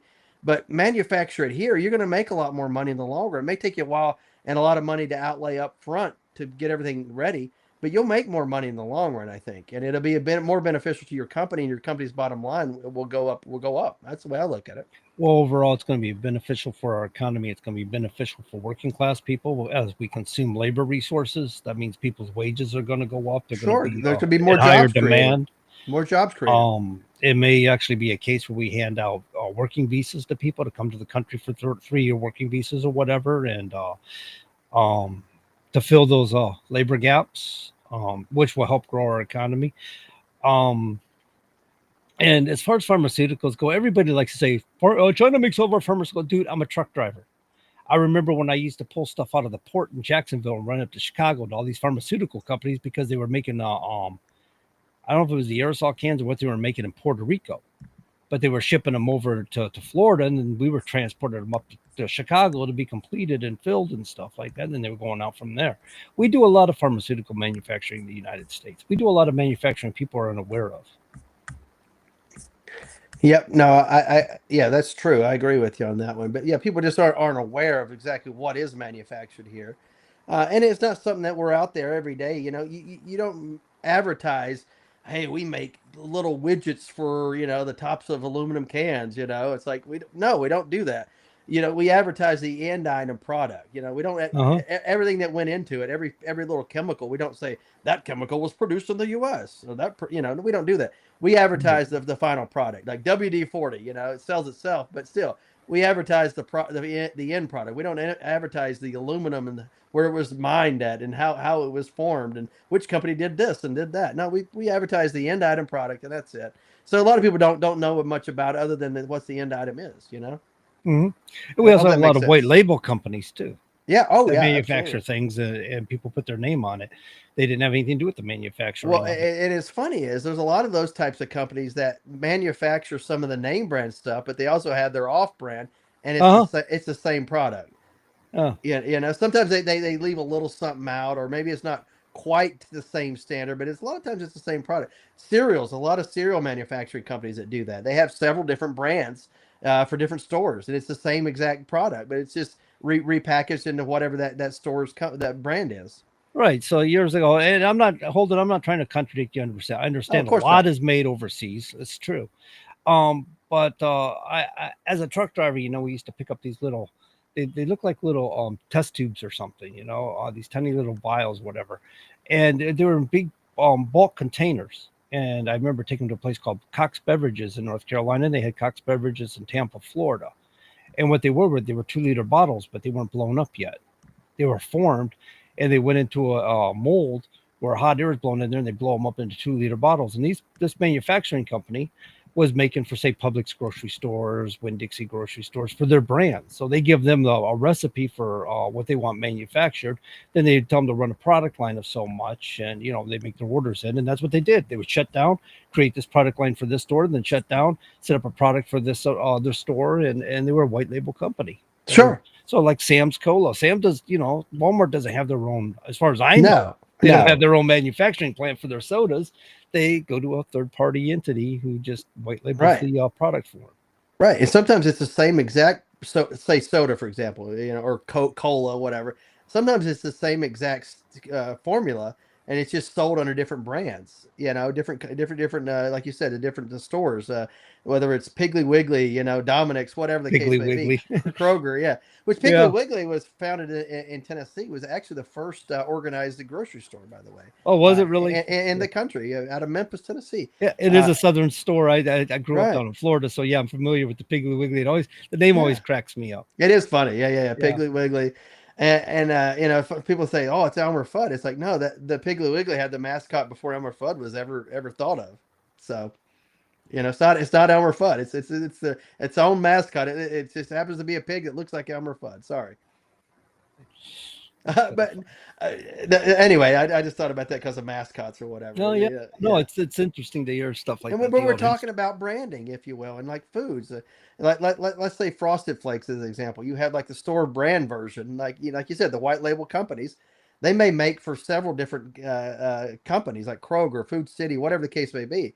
But it's the same exact formula for the most part. It's just a different packaging. Yeah, it's interesting. Yeah, I love it. And of course, you see it being in logistics. You probably see it more than I do. I just notice it by being a consumer going to different stores. Right. No, you're right. That's exactly what they do. They get these off brands, and that's what they do, the white label stuff. And you individually, if you could do that, if you had a company that would manufacture whatever and put your name on it, your own logo, it's just up to you to sell it somewhere or have a store stock your stuff. But you could do the same thing. So social media influencers do it all the time, right? They're in the middle of their program or their show or whatever. They take a break and say, well, let's talk about our merch. Sure, ladies and gentlemen, you can get your T-shirts, hats, and whatever all from our line. And that's what they're doing is they contact this printing company, and they have their T-shirts all printed up and things like that. Yeah, some places actually do drop shipping, which is great. Sure, I know a guy. He's not a close friend, but I use more of an acquaintance. He had his own line of pancakes, syrups, and all this stuff for a number of years. I don't know. I think mostly he sold it online, but he had his own brand. And I'm like, I started doing a little looking into that, and I'm like, oh, I could approach these companies and do the same thing if I wanted to. But who's going to buy Todd McKinley brand, fabric softener or something like that? Not going to happen. Well, you never know, man. It's all about. I'm telling you, man. Everything is about marketing. I mean, look at Trump's campaign. Trump's campaign was all about marketing. Look back Obama's campaign. He had some of the greatest marketing techniques. Man, not my favorite president by far, but I give him credit on that. I forgot who his guy was there. But Obama did bring campaigning into the 21st century. I will give him that credit for sure. But it was Clinton's campaign manager. Right. He picked up, I don't remember his name. Yeah, but I know exactly what you're talking about. Yeah, he modernized campaigning in the 21st century. And that's it, ladies and gentlemen. That's our bit for tonight. We hope you got something out of it. Join us again next week, same time, same place, and we'll do it all over again. Otherwise, stay tuned, WSMN. Enjoy it. Have a good week.